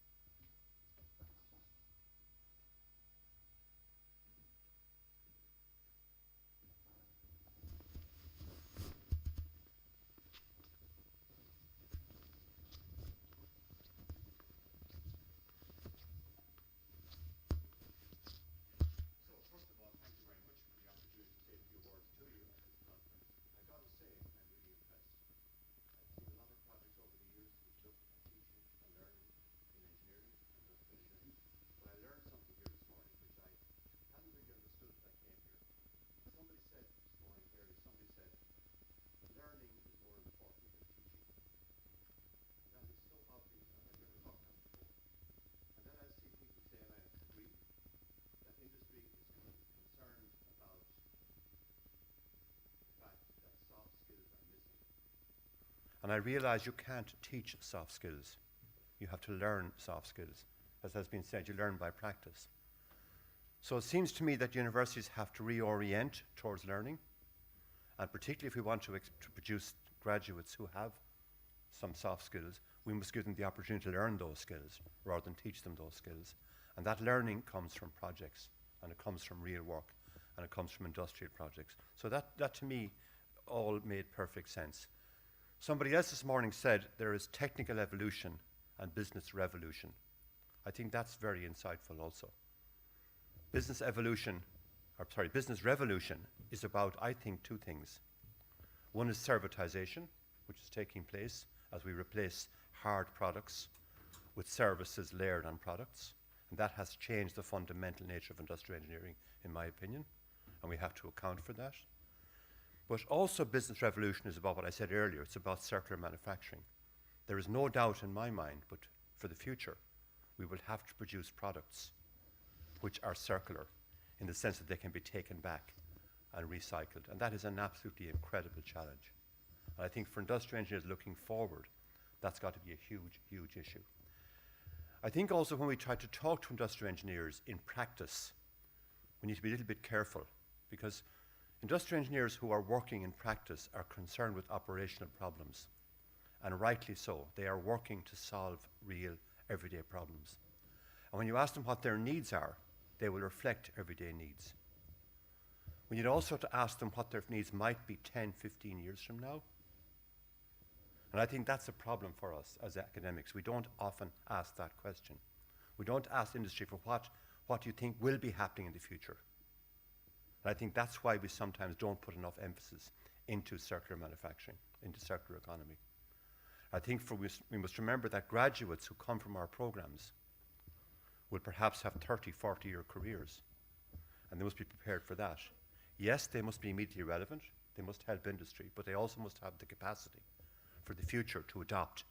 And that's where I think the circular manufacturing piece comes in. So with those, that was my reaction to this morning, which was a very powerful morning with some, I think, very, very interesting presentations. Very quickly, my comments. First of all, to say this has been an excellent project. It's a very comprehensive, very thorough overview of curricula and the delivery of curricula in IE and management.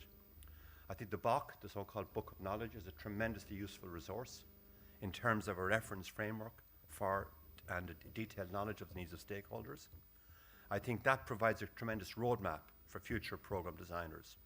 So my congratulations to the team behind this project. I think you've really done a really good job.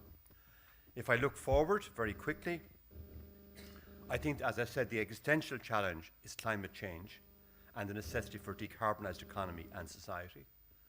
I think we rightly emphasise digitalisation and the emergence of multiple technologies. And the key point is these technologies are all maturing, they're interconnecting, and they're converging. If we look back to 30 years ago, with flexible manufacturing systems, flexible assembly systems, there were single technologies. Now we have a multitude of technologies all coming together, all developing, but also all converging. And the result, as we have seen, is the fourth industrial revolution, which is essentially ubiquitous computing, combined with servitization and new methods of manufacturing, additive manufacturing, for example. And those are all enabled by 5G. So that to me is the integration of a set of technologies. But as well as that, we also have a future of circular economy. And we have constant change across all industries. All industries, everything from services all the way through to industry. If I look at the third, Industry 3.0, it was primarily flexible manufacturing, and it was narrow, and it was single technology. Now it's across everything, all impacted, all converging and all integrating. And this constant change, this innovation is in every aspect of what we do. It's the nature of products, it's product as service, smart products, servitization. It's the manufacturing process, automation, digitalization, additive manufacturing. It's the nature and delivery of services, online availability and delivery of all services. The nature of work, automation of tasks, yes, but also remote working. It's new business models. It's shared ownership of products. It's around the user not being an owner anymore, but simply a user and paying on the basis of use. This is happening around us with office products, with printers, with all types of capital goods, where the manufacturer is not selling any more a product as such. The manufacturing is selling a service. Very obvious, for example, in acute healthcare, where many of the very sophisticated diagnostic products are now provided on a service basis by the manufacturer. So we have shared ownership of products. We have circular economy, which has huge implications for industrial engineering around product take-back, product design, reverse logistics, et cetera, et cetera. So all this is happening, and all this is the future which will confront the graduates who emerge from our programs. This diagram I find helpful because what it says is that in the past we had a hierarchy. We had engineers, we had technicians, we had operators, and we had machines. And it seems to me from the bottom up, everything is changing. The machine with automation takes on more roles. The operator takes on a different role, less mundane role. Maybe now the operator is programming the machine rather than simply, hand feeding it with components. The technician's role is increasing and impinging on the role of an engineer. The engineer's role is also changing. The engineer now is not simply an engineer who solves problems, designs products and processes, etc., but is also a creator and a manager, and hence the soft skills, hence the creativity, hence the teamwork. So I think we have to think in terms of our programs as producing a different type of person, not just a technical person who's competent around IE techniques or around technology or whatever, but also somebody who has the capacity to lead, to be a creator, to be a team leader, to be a manager effectively. And that's why I think it's interesting that the program is IE and management, which I think is quite a powerful combination. I think in terms of designing programs, the volume of material to be covered is huge. So it's necessary to have bachelor and master programs. I think the 5-year, 6-year model is appropriate. I think the mix of material is incredibly complex. We talked about hard skills and soft skills. And that creates real problems for universities, because universities are stovepiped into particular faculties. And if I want to teach soft skills, I need people coming from a different faculty than engineering typically. If I want to teach those skills, I have to have group projects. We find it hard to assess group projects. We can mark examinations, and we can be very, how do I put it? We can be very transparent, and we can, if you like, we justify our marks by setting exams. But how do you assess a project where a team of people work together? So the assessment often drives the design of the teaching process. We have to recognize that to teach soft skills, teamwork, we have to have teamwork, and that makes difficult assessment. Having said all that, we have new technology to help us. We have virtual reality, augmented reality, simulations. We have digital twins to help us, which we can use. But having said all that, we must also recognize that there is basic fundamental principles which we have to continue to emphasize and to teach. So we have to combine, not to lose sight of that, and that was made very clear this morning in the presentations. We to recognize also that industry is very, very, very heterogeneous, and producing graduates who can work in industry these days is hard, and we may have to think in terms of sectors, programs which are appropriate to sectors. I do a lot of work in medical devices. Medical devices is a very different world to conventional manufacturing because of the need for traceability, because of the need for example, the long lead time to have a product approved for use in the marketplace because of the potential implications of a product failure. So that's a different world. Food processing is different again. Petrochemicals is different again. And with all these technologies, the applications are difficult, quite specific to sectors, and I think we have to think in terms of programs which are, to some extent at least, sector specific, particularly at master's level. And of course, we have to think of graduates who are absolutely understanding of change. And that to me says that we should have teaching which is research informed.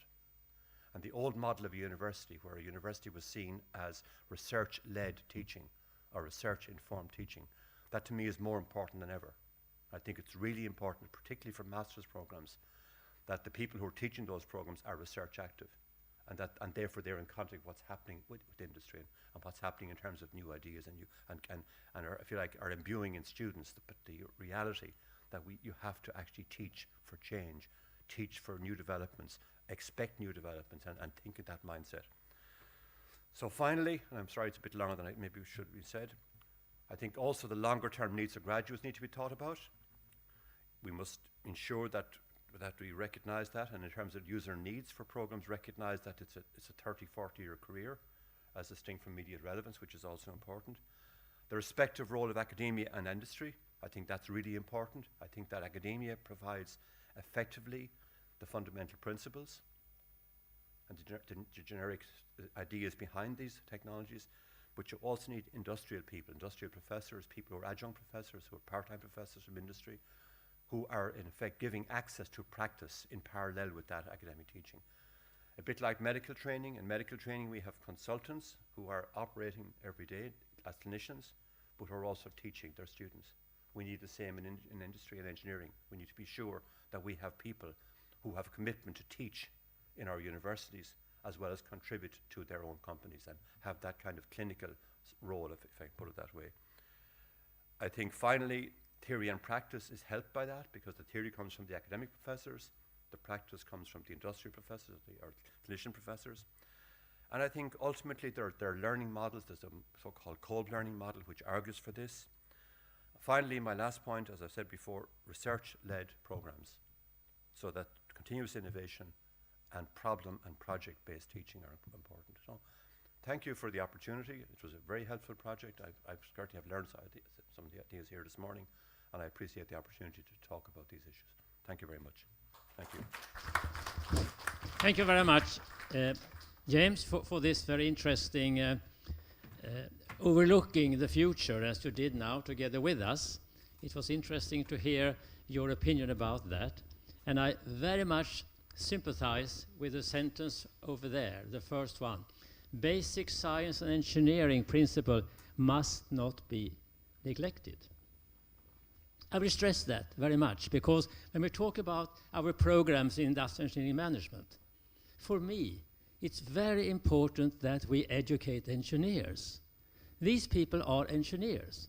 They are nothing else. They must be proud of the niche we have created for them, the niche of industrial engineering management. That's not purely engineering. It's not business management or business administration. It's our own niche where we combine engineering and other subjects to a specific program and a specific career possibility for the students. That is what industry need. They need these kind of people. They need people who can bridge two areas, engineering and management, bridge them together to one unit. So thanks again for stressing that. For me, it's most important thing that we don't lose our focus, that we don't lose the focus, that we have to educate engineers. And they must be proud of that, that they are engineers, nothing else. Thank you so much. Now, Wilfried, you have another background, a little, and you have a long experience from your side. I would like to hear what you say about this. Thank you, Van Erik. First of all, I have 5 minutes, but I get 2 additional because I would like to give some comments on the project. And I have to mention, first of all my examples are only based on my university. So I know that in your university, everything is much better than in our university. Second one, I do not know the results of the project till your presentation today, and I completely agree with Jim. You did a fantastic job. Great work, congratulations. But I only agree with 80% with your results. And Jan Erik, I also do not agree really in all your points. Let me give you an example, and I agree what you said on the soft skill and so on. One of the biggest problems in industrial engineering is that mostly technical universities are offering a study in industrial engineering, and the name is industrial engineering. As you said, we are producing engineers. The name is not industrial engineering and management. It's industrial engineering. And that's, for example, what we have in Vienna. We have a 3-level model. We have a must-do lectures. We have must-do, but you can select, and you have you can. And when I was a student, my only view was what I have to do, what is a must, and not what can you do.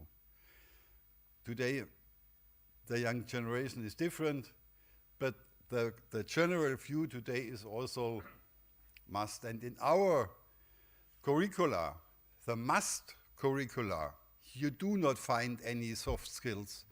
And when we are producing engineers, we are producing future leaders. And at least 50% of your job is leading and not do any technical whatever.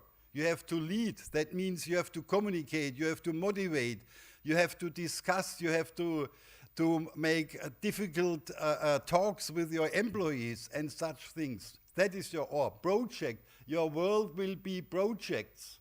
Project management, how to manage a project. That are skills we need. And of course, today we are offering in industrial engineering whatever, 1 and 2, mathematics 1, 2, 3, statistics 1 and 2. Nobody needs it. You need basic, but that soft skill, and that is a problem on the technical universities, that they are too much technical oriented, and that change process, and I will show you what we changed in our curricula, is a very difficult and very, very slow process. Yeah, I'm from Technical University of Vienna, very big university. I don't go through these facts and figures here. In the industrial engineering area, we are offering topics like production and quality management, as you can see, maintenance 4.0, cyber physical assembly system, and so on. And also in logistics. And we have the other teachings. We are offering today 41 lectures and exercises, and 50%, around 50% are given by industrial people. For example, one of our lecturers is Mr. Herbert Demel. Who knows Herbert Demel? The Italians. Who is Herbert Demel? Herbert Demel is the former CEO of Audi and for several years of Fiat. Former CEO of Fiat is one of our lecturers, and we have board members from Volkswagen and so on, from Bosch, giving lectures in our courses.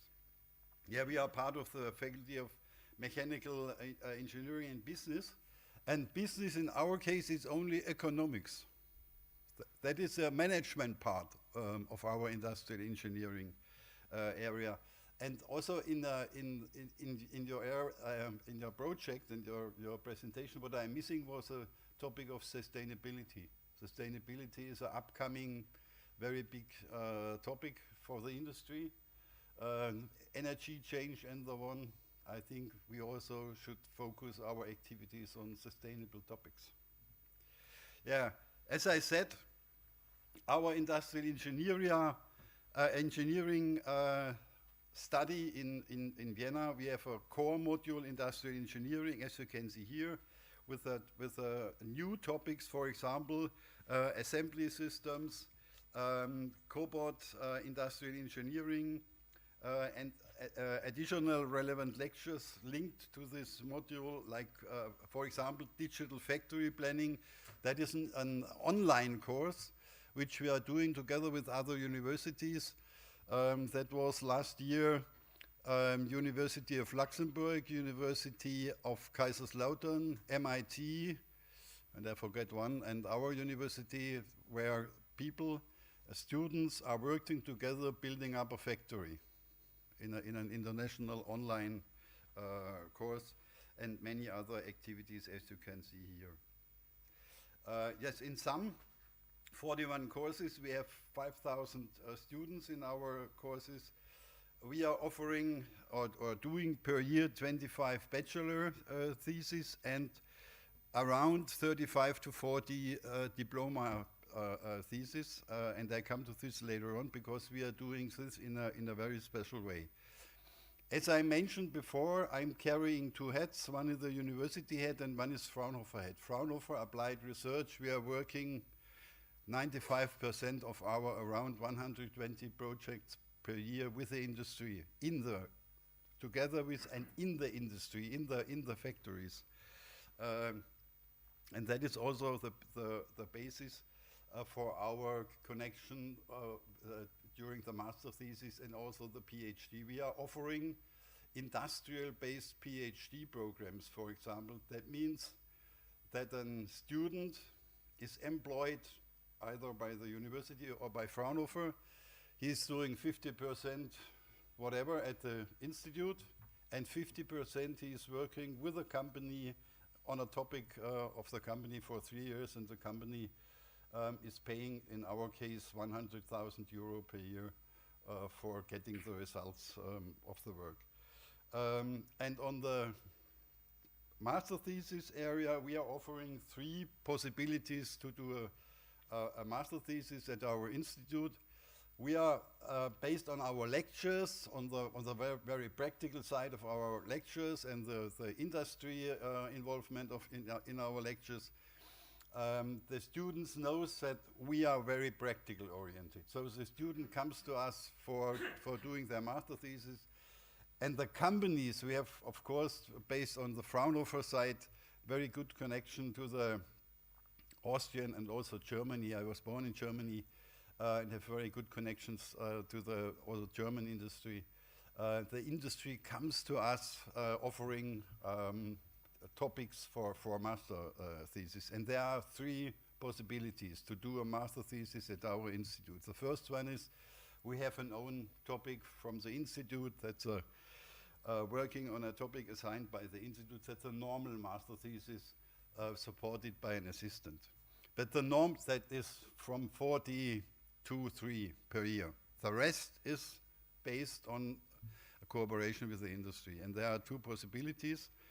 Cooperation one, work on a topic assigned by the company with formal supervision by our university, by an assistant. That means the student is supervised by the company, and we do the job that at the end, from a project report, will be a master thesis. Because normally, in this case, you get a project report and not a master thesis. And the company pays 2,000 euro for that. And the third one, that is a most successful one, is a combination of a master thesis with a student and support from an assistant from either university or Fraunhofer. That means the assistant is also involved in the project, gives supervision of the project, so he is supervising the student and not the company, and the company in this case will pay 5,000 euro. Very, very successful. Yeah, and the third point, what we are doing is we are involving many students in our activities. That means many, we have in the industrial engineering area 35 people on the university side. On Fraunhofer I have around 130, so in some 170 people in this area. And 60 to 65 of these, that means around 50% of the people are students. Students which gets a contract, which working with us contract during the semester is maximum 20 hours. During the free time they could work 40 hours, but normally during the semester 20 hours working with us, working in our projects, doing projects with the industry. So they are really involved in our normal research activities. And what they are doing, you can see here. We are operating a pilot factory, Industry 4.0, since many years. Very successful. Visitors per year between 3,000 and 5,000. So really very successful. And the job in the pilot factory, or many of the jobs in the pilot factory, is done by students, as you can see here on the picture. Yeah, we are also very strong linked to the, we have heard Esteem, and the local organization is WingNet with 1,400 members in Austria. They are located in our institute, so that is also a connection on one side to the students, and there is also a very big alumni network on this WingNet. Yeah, Fraunhofer normally very German-oriented, but also international. Also in Italy, Fraunhofer Italy is located in Bolzano, and supervisor and senior advisor is Professor Teti in Naples. That are our two locations in Italy. I'm responsible for the Austrian area, and as you can see with 4 locations, I'm responsible for the Vienna and the Tyrolean activity, and we have around 30 students working with us at Fraunhofer on the industrial engineering area. Yeah, that is a combination why Fraunhofer is so successful on one side. What we see in the industry last week, next week we will tell this to the students in our lectures. So that is a combination. And for example, these industrial-based PhD or the industrial-based master thesis, that is a triple win situation. That is a win situation for the industry, because one of the most asked questions to me is, do you have one for me? The industry is looking for high qualified people. The best way to do and to get such high qualified people is to offer a master thesis, for example, or a PhD, because the company gets a concrete result of a problem. The students learn the company learns the students, so they know each other, and is that a good combination? And also for us, we get the results and can use it for other activities. So that's what we are doing in Vienna. And yeah, I'm happy to answer your questions on that. Thank you. Thank you, Winfried, for this overview of the situation in Vienna. You mentioned one thing in your talk here, that you work very tightly with industry in education. You have industry people coming to lectures and etc. That is a typical situation in your part of the world. Where I come from, in the Nordic countries, we don't have that tradition. We start to have it now, but up till now, very, very few industrial people will come into the classroom for training of the students. The first time they meet the students in industry will be during the master thesis.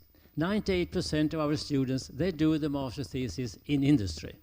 Before that, they're very seldom they meet an industry people. Sorry to say, we learned a lot from that, and we can build up that situation better by have adjunct professors, as we call it. They come for a shorter, they are 25% hired by us, and they come and give lectures. That's growing up in my country. One comment on that. To get industrial people in the classroom is very easy. It's really very easy. You have to go to the industrial people and you have to ask them to give a lecture. And I have never ever get an answer, no, I won't do that. They are all open to do it. The only problem is you as professors of the university or assistant or whatever, you have to go to you and ask you, would you like to have one and a half hour on sustainability within Bosch or whatever? Yeah, but that shows directly now the contrasts we have in Europe in tradition, how we run education, how we make contact with industry, how we benefit from their experience, etc. We are different, but we learn from each other. That's important. Do we have a quick reaction on what you heard here, Renato? Well, in fact, I had one. So you're right. You're perfectly right. I do believe in master thesis done directly in industry. That's actually what I did when I was a student, and it works very well. So I can only encourage to go on along that path and even enhance those kind of relationships. And yes, you're perfectly right. Asking, you get it. I was asked once to have a lecture at the Faculty of Economics in the University of Modena about industrial relationship between the unions and large multinational companies. I did it. So that's even outside the engineering world, but that's experience. We like to bring our experience to the students, and we like when the students ask us questions and put us also in a difficult situation. So the hot chair situation, we like it somehow. I don't know why, but we like it. A short comment from James. I was thinking, like, I was president of my university for 10 years, and it's interesting you learn so much in that job, right? But we have medical school, and I learned that in medicine, there's a so-called triple helix of teaching, research, and clinical practice. So you find medical consultants, certainly in Ireland, and as far as I know in most of the world, they're also teachers in universities. They have joint appointments, and they're involved in research. And the reason for it is that they knew what the patient's needs are, They know what research is important. They're engaged in research, and they bring the results of research into practice very quickly. And they train new doctors in a world where they're both practicing as clinicians and they're doing research. So new doctors emerging, new medical graduates, have in their heads this notion of teaching, research, and practice all integrated. I think we need that in engineering, particularly in a world where there's such huge amounts of change. That is happening in China, just to tell you that. Chinese universities have that situation, where they're not just adjunct professors, but they're professors whose time is shared. They're both senior people in companies, in businesses, and they're lecturing and teaching. And I think that's something we don't have in Europe, at least not sufficiently. Fraunhofer is close to it, but we don't have it for our engineering schools, and I think we need it. I don't say every professor has got to be working in industry, but I think it would be good if we could create an environment where at least some were, if you like, practicing engineers as well as professors, and the students were exposed to that sort of that triple helix of research, teaching, and practice. So just a thought. Yeah, thank you. Francesca, you as a student, you are living in the middle of what we have heard about now. You watch what's going on every day in the classroom and in the surroundings there. What do your eyes tell you? Okay. So very, very interesting points mentioned so far. One of them I would like to start is the soft skills, because I see different opinions here.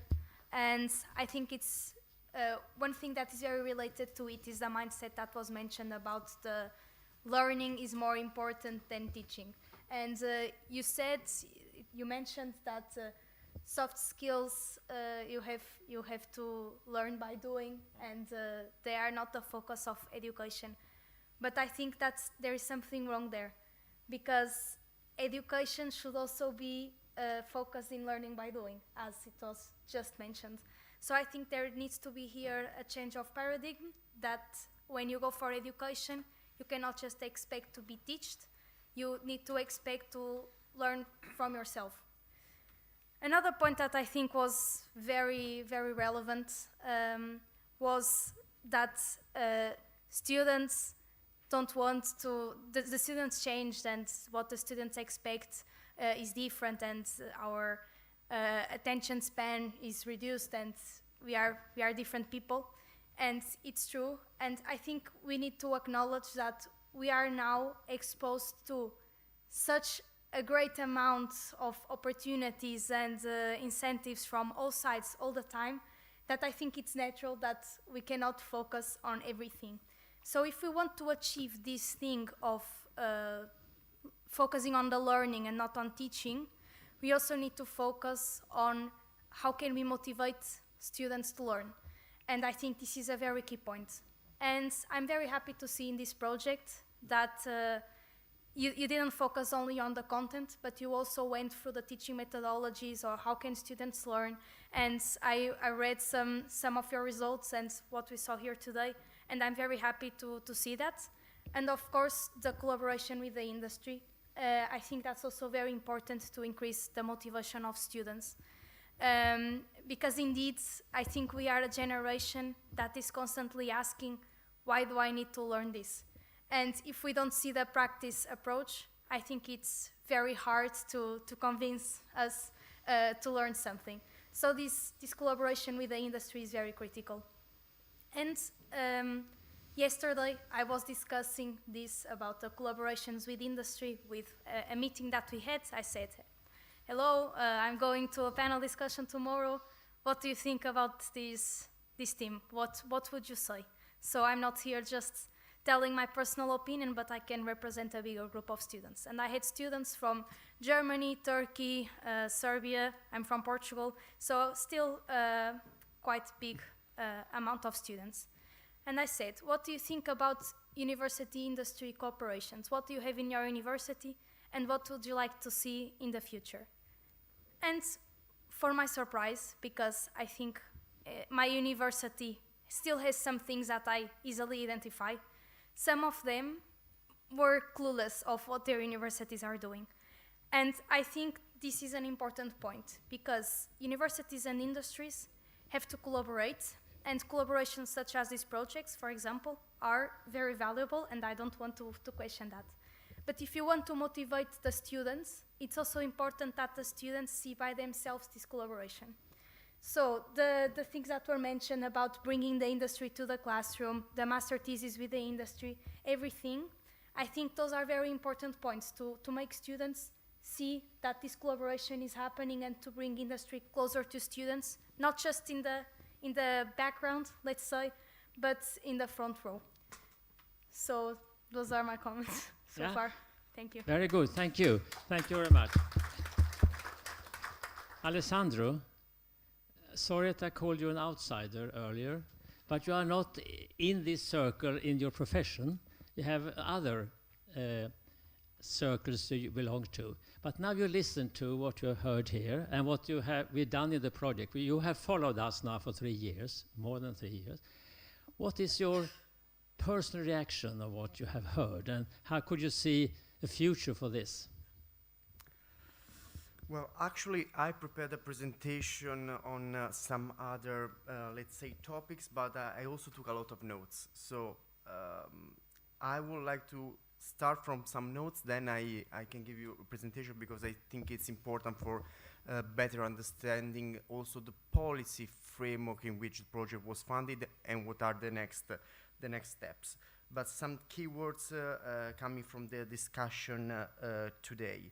First of all, we heard a lot about the slowness of university and companies in innovating and bringing innovation. I have to say that also my word, so European project, is quite slow because you read the call, you prepare a proposal, you have to wait 5-6 months before the project is hopefully funded. Then you have 3 years for carrying out the activities. As I said before, the project was designed in late summer 2018. We are in 2023 and the world has changed. So we had wars, we had the pandemic, we have energy crisis. What is important, in my opinion, is always trying to anticipate the future challenges. Another key word when you talk about soft skills is future thinking.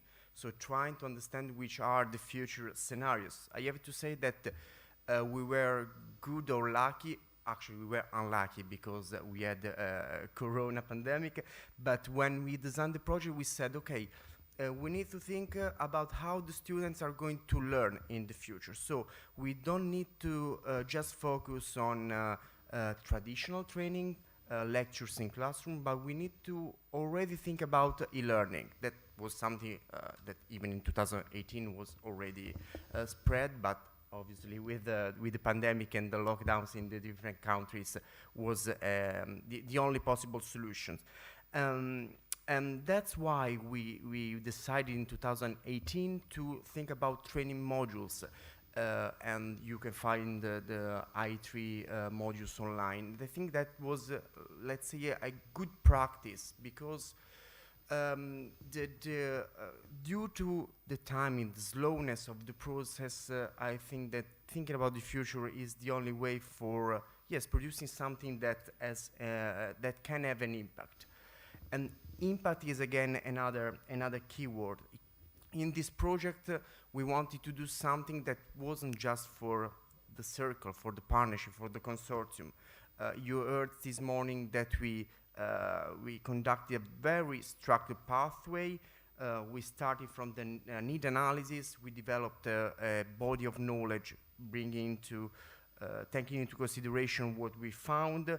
We redesigned courses. We did, as I was saying before, e-learning courses, but we also thought about how to exploit the knowledge that the partnership developed in the process. So the new, or let's say renewed, master course in industrial engineering management and an handbook in order to present to other people that maybe have never heard about the process that we did, a possible, I wouldn't say solution, but proposals for renewing the curricula.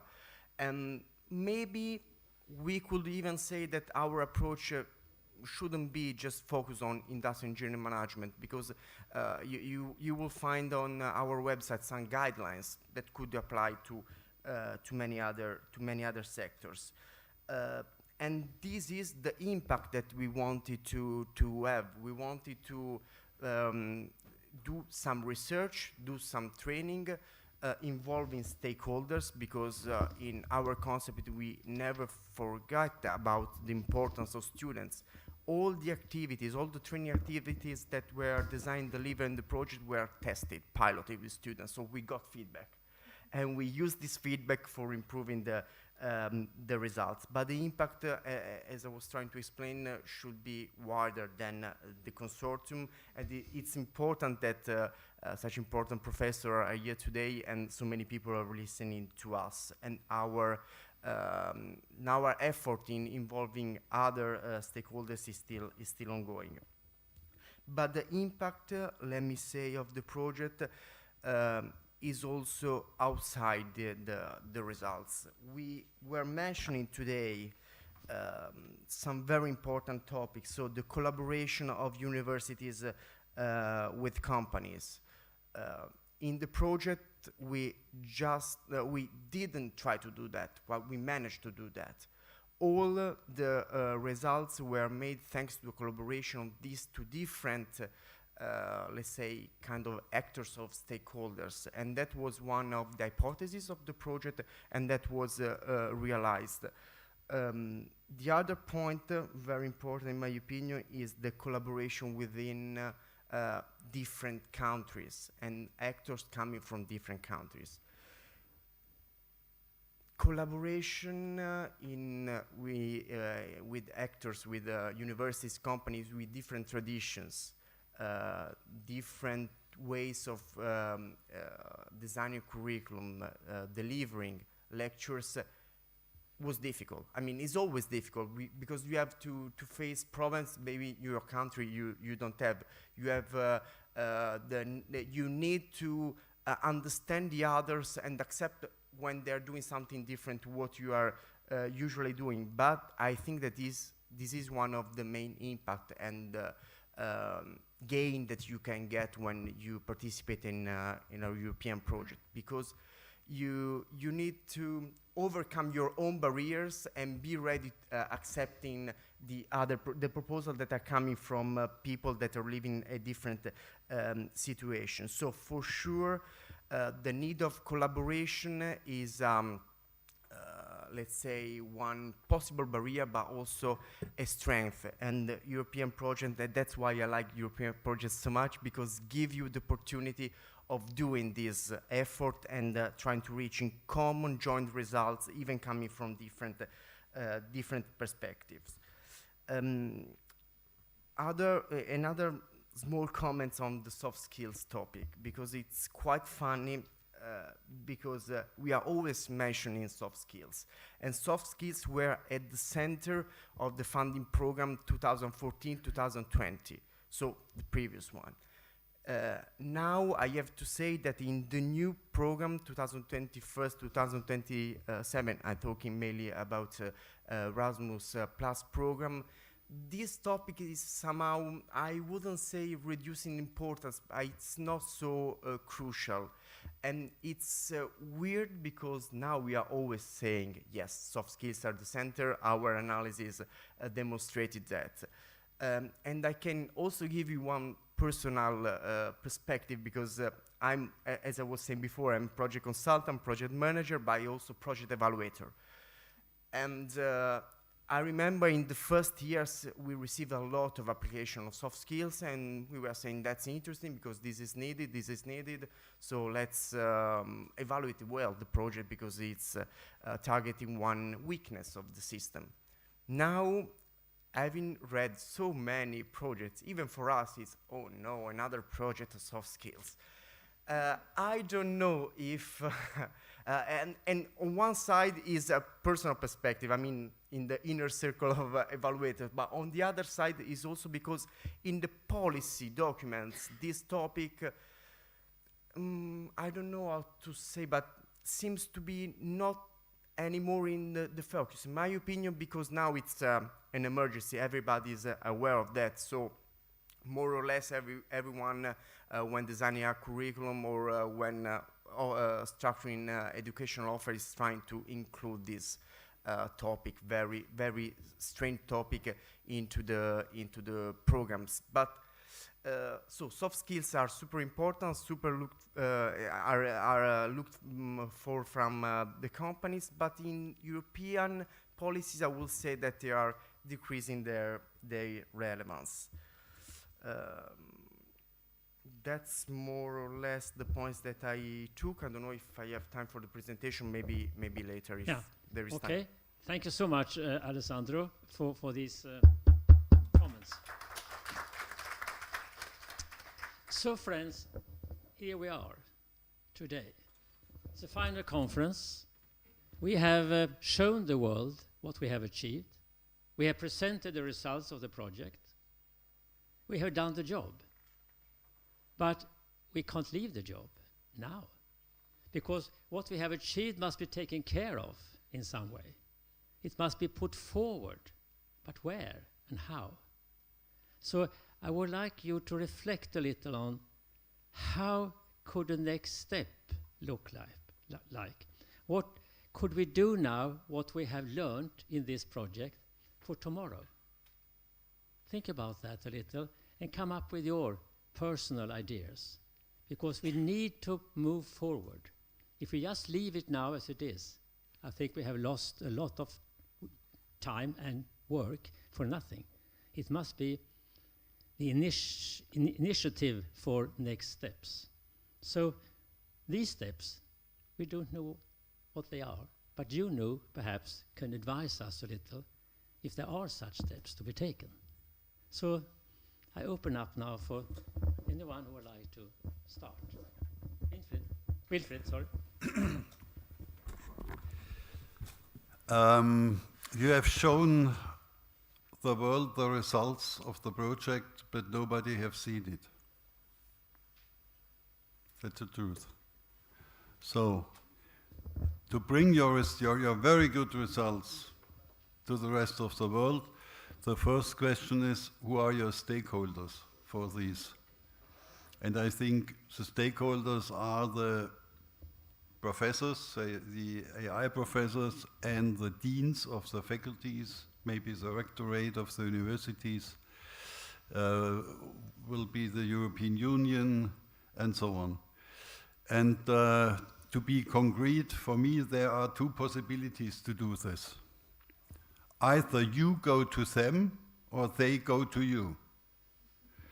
They go to you, how can you organize it? You organize a conference, but you have to know, you have to sell something which is not very sexy. So you have to organize this conference, for example, in May or June in Bari, on a Monday or a Friday. That's clever. Social program. Yeah? That increases the chance that someone is coming a lot. It is. It's the same in Vienna.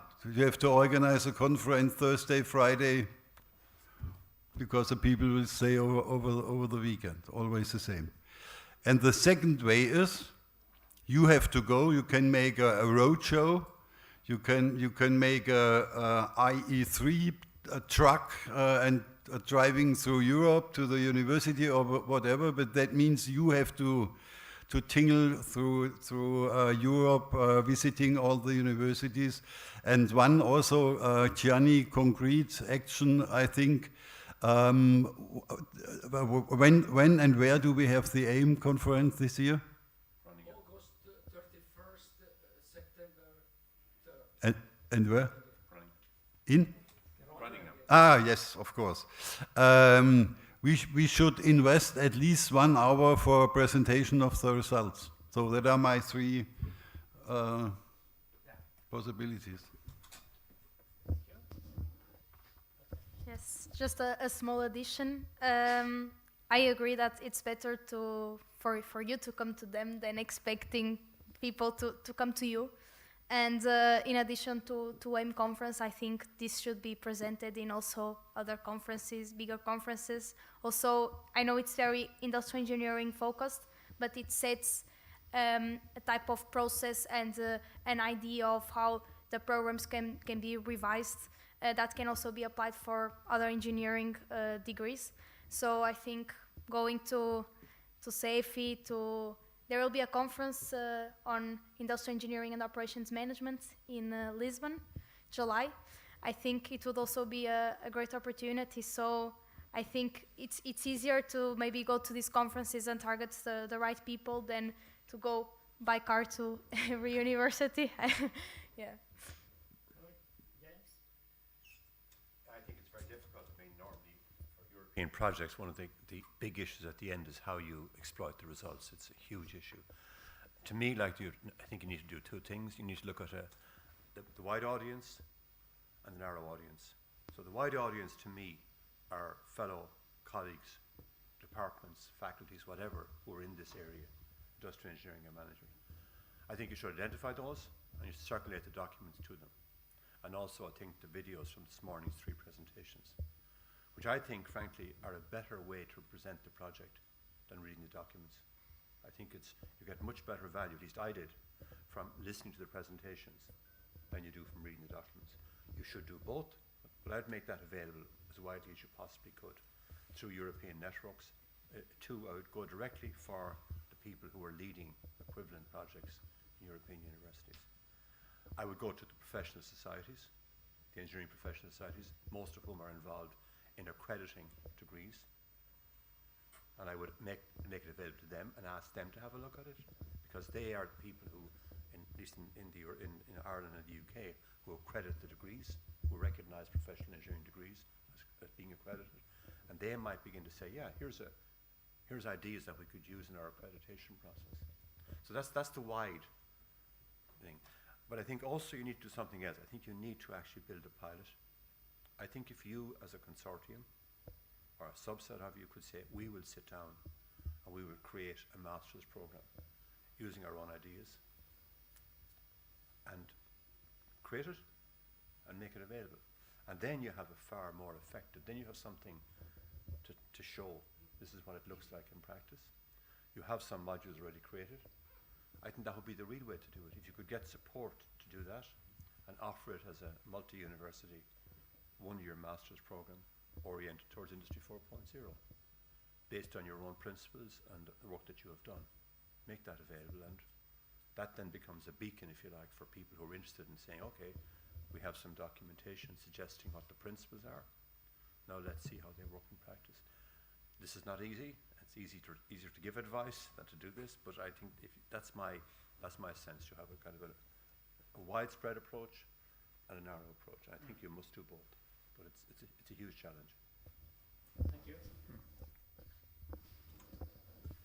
I was thinking about what to say at this point, and honestly, how to make sure that this is not lost from the university perspective and point of view. It's simply not up to me to say. I'm lacking the experience of this word in order to be able to give valuable suggestions. But I would like to make a strong point here.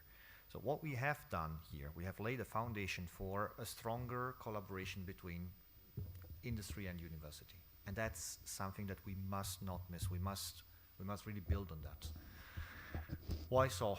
You mentioned China a couple of times. I also lived in China, worked there 3 years, and this was during the time that it was 2009 to 2012. It was those years when the buzzword was globalization. So there was a certain idea that all the manufacturing should happen there. And then guess what? It was too expensive, China as well. So they started saying, no, let's go to Vietnam or those places in Southeast Asia. Now we are talking about North Africa or Africa in general. So if we as Europe think that we can go on the way that we were going on until now, mass producing goods, we will be beaten by the competition of countries which have got other salary levels. That's as simple as that. How can we survive? What can we do? We need to bring innovation, and innovation can only come through the collaboration between industry and university. There's no other way. And that's the only way that we can actually survive. I guess you're from Sweden. I have the perfect example in that. Volvo. Volvo was actually purchased by Geely. It's a Chinese company. Why are Volvo cars not produced in China? Because Geely themselves recognize that Volvo engineering is a value added and makes those cars sellable at that price level.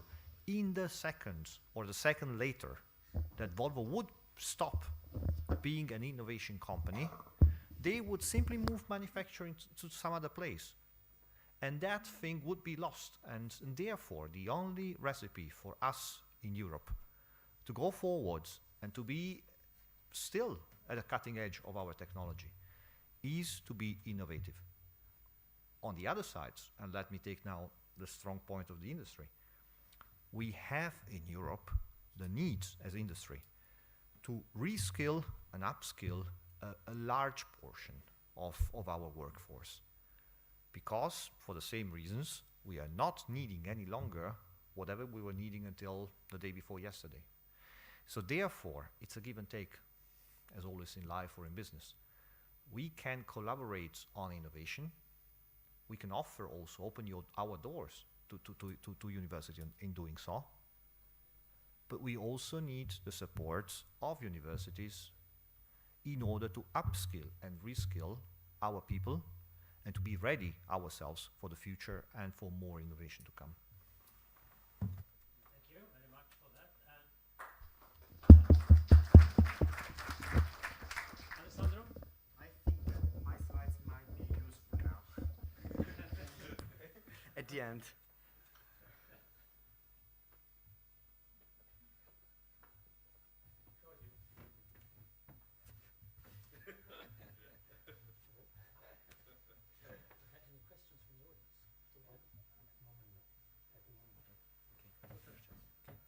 Okay, I'm gonna skip the first ones because we have already somehow talked about that. Just to tell you that when the project was funded under the call named Knowledge Alliance, that was in 2018.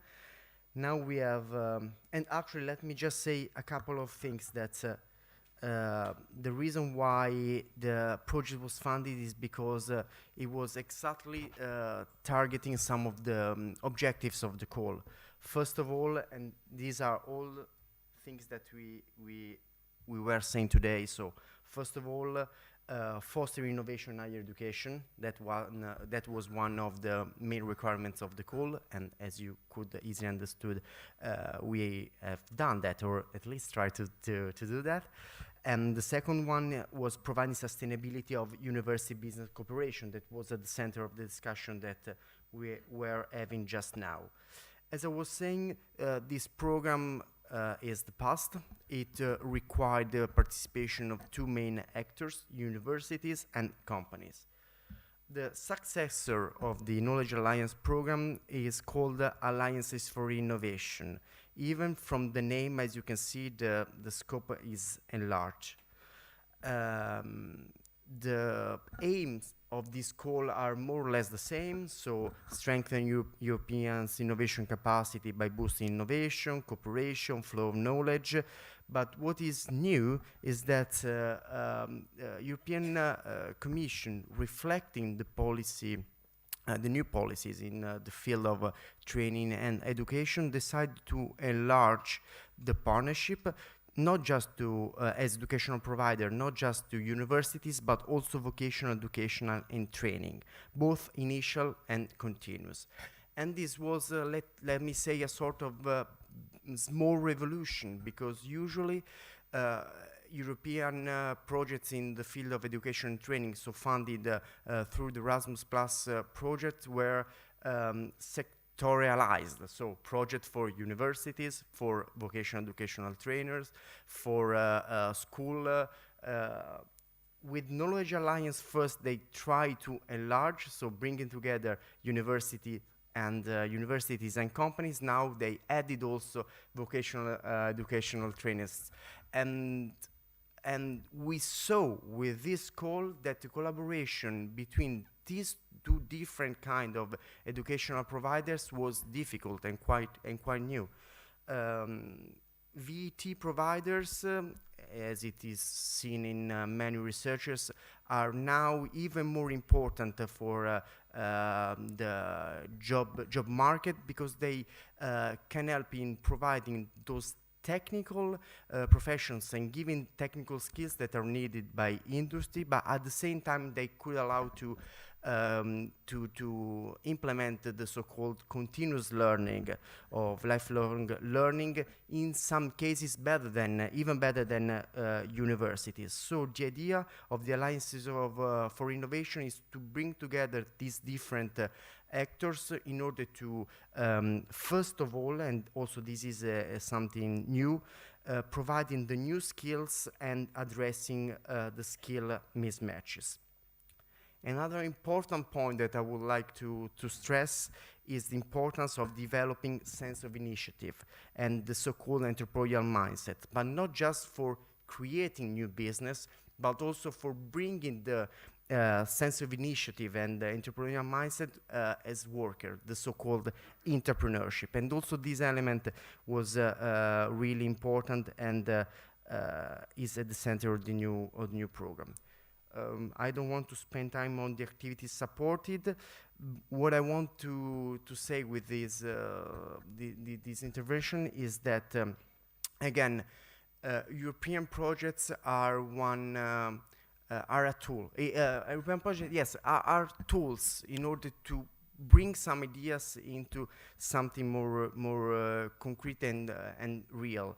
So one other lessons learned, in my opinion, through this project is that you can have ideas, but you can also put them into practice. And these kind of projects, even if they are difficult, they require a lot of effort in managerial aspects and collaboration between and among the different partners, can be a way for realizing something that can have an impact. Alessandro, for your contribution here to the discussion. There might be questions from the audience. I have one there and one over there. So I start with you.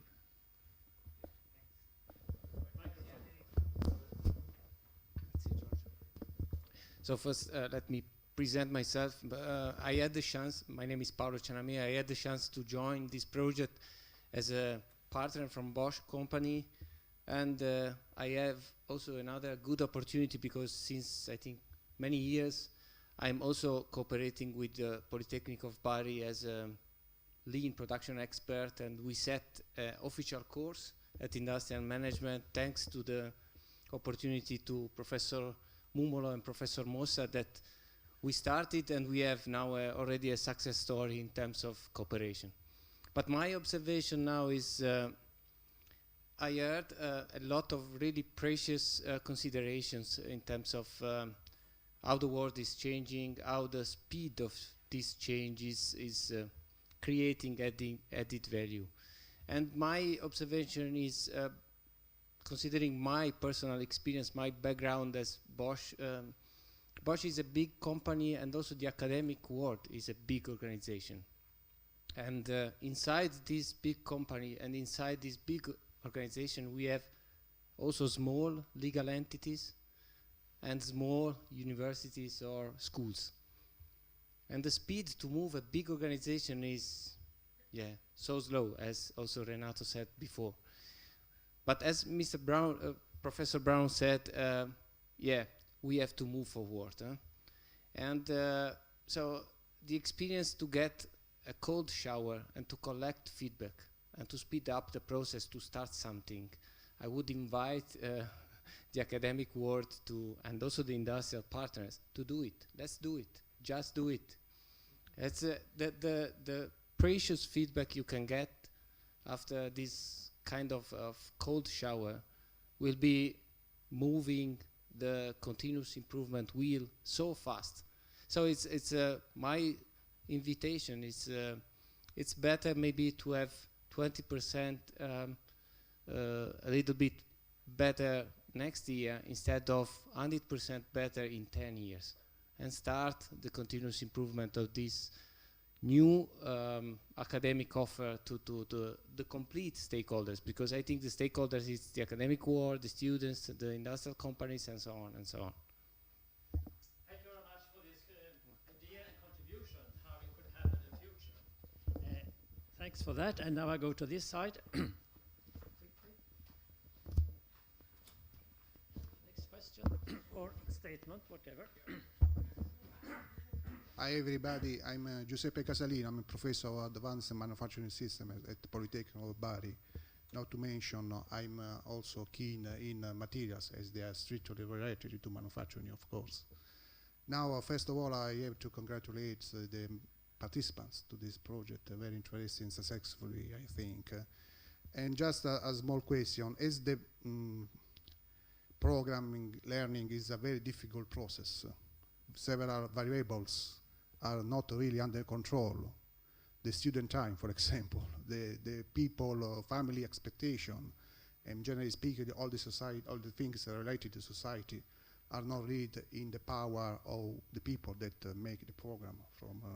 I would like to bring the attention to on the other side.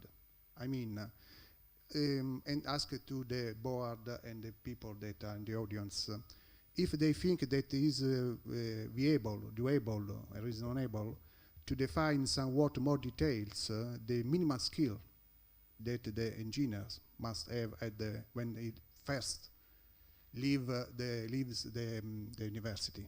I mean, instead of defining the profile as proficiency in soft skill or basic knowledge or advanced knowledge in mechanics, if it make after you reasonable to write, it can programming with Python to a certain level, or you can use that or that software, Arena or FlexSim, or you can participate in a small meeting with positive contribution. I mean, describe those minimal skills in somewhat more details. Is it reasonable, doable after you, or is it not a positive approach to reprogramming? Because as a consequence, we have to reprogram the courses, adapt the programs to this final score, which also, I mean, can be for the students a stimulation in achieving some abilities, like, for example, resolve some problems in warehouse logistics, on plant manufacturing. This is my question. I don't think I hope that I have explained my point and my questions. Thank you. Thank you very much for this. I don't think we have so much time to develop an answer on your statement, but anyhow, I think we have to round up now because time is 1:30. And from my point of view, having the honor to chair this panel and being a member of the project and worked in this field for 30 and more years, I can just say that how important it is to look on what we have achieved. Don't take it as a must. Take it as an advice. This could be something, a kick-off in your thoughts. Is your program you are running now in line with what we have presented there? Have you thought about the niche you have created? Are you proud about that niche? Could you defend it? Or are you attacked from other sides, taking your niche as theirs and make money on that, or recruiting students on that, or whatever it is? Or how can you preserve your situation? For me, it's important, as we said before, that the graduates in our program, they are engineers. But they are engineers with a double, if you call it that, competence. But to have legitimacy in industry, you must have a profound ground under your feet. You must have good engineering knowledge when you discuss business and other issues. Otherwise, they don't believe you. So if we graduate students in our program, we must make sure that they come out with a very good engineering training and knowledge, but being able to combine that knowledge and training in situations that are our field. And we have shown by the body of knowledge what was missing or what industry wanted to see more about 2 years ago, 3 years ago. We took that as a starting point for developing these guidelines and the handbook. The handbook is just a kick-off for those who would like to renew their own program or to set up a new program for the first time. I hope they can be inspired a little from that. We are not going to tell people, you must do this. Absolutely not. It's just a good advice from us who have worked in the field for so many years, and we have a deeply grounded idea about what we should do in the future. And I've written a chapter in the handbook called The Hallmark of Industrial Engineering Management, where I try to explain for people what we should have in focus when you go forward in our field. So that might be inspiring for many people. We hope so. So this was a fantastic journey for me and for my colleagues. And today we had the chance to show the world what we have achieved. And I'm glad that we had audience here and remote audience who followed us. And my panelists, thank you so much for your contribution. Very professional, very good. Thank you. I give the floor to the host. Thank you so much, Jan-Erik. It's time to close the conference. I would like to thank you all and also give a short answer to colleague Casalino. In the body of knowledge, we have figured out a new master programs. We defined the learning outcomes, and for each master courses, we also define the minimum scale to be reached. So we think it over, and of course, we discussed a lot on this. Now it's time to close, really to close. Thank you so much, my friends, I have to say. I really appreciate your contribution. I think that now we are starting a new way, a new track, and I'm sure that we have another piece of way to do together. Thank you so much. Thank you to all. Thank you to all people that are remotely connected, and thank you, Giorgio, for your valuable managing of the project. I think that we have the opportunity to go further all together. Thank you.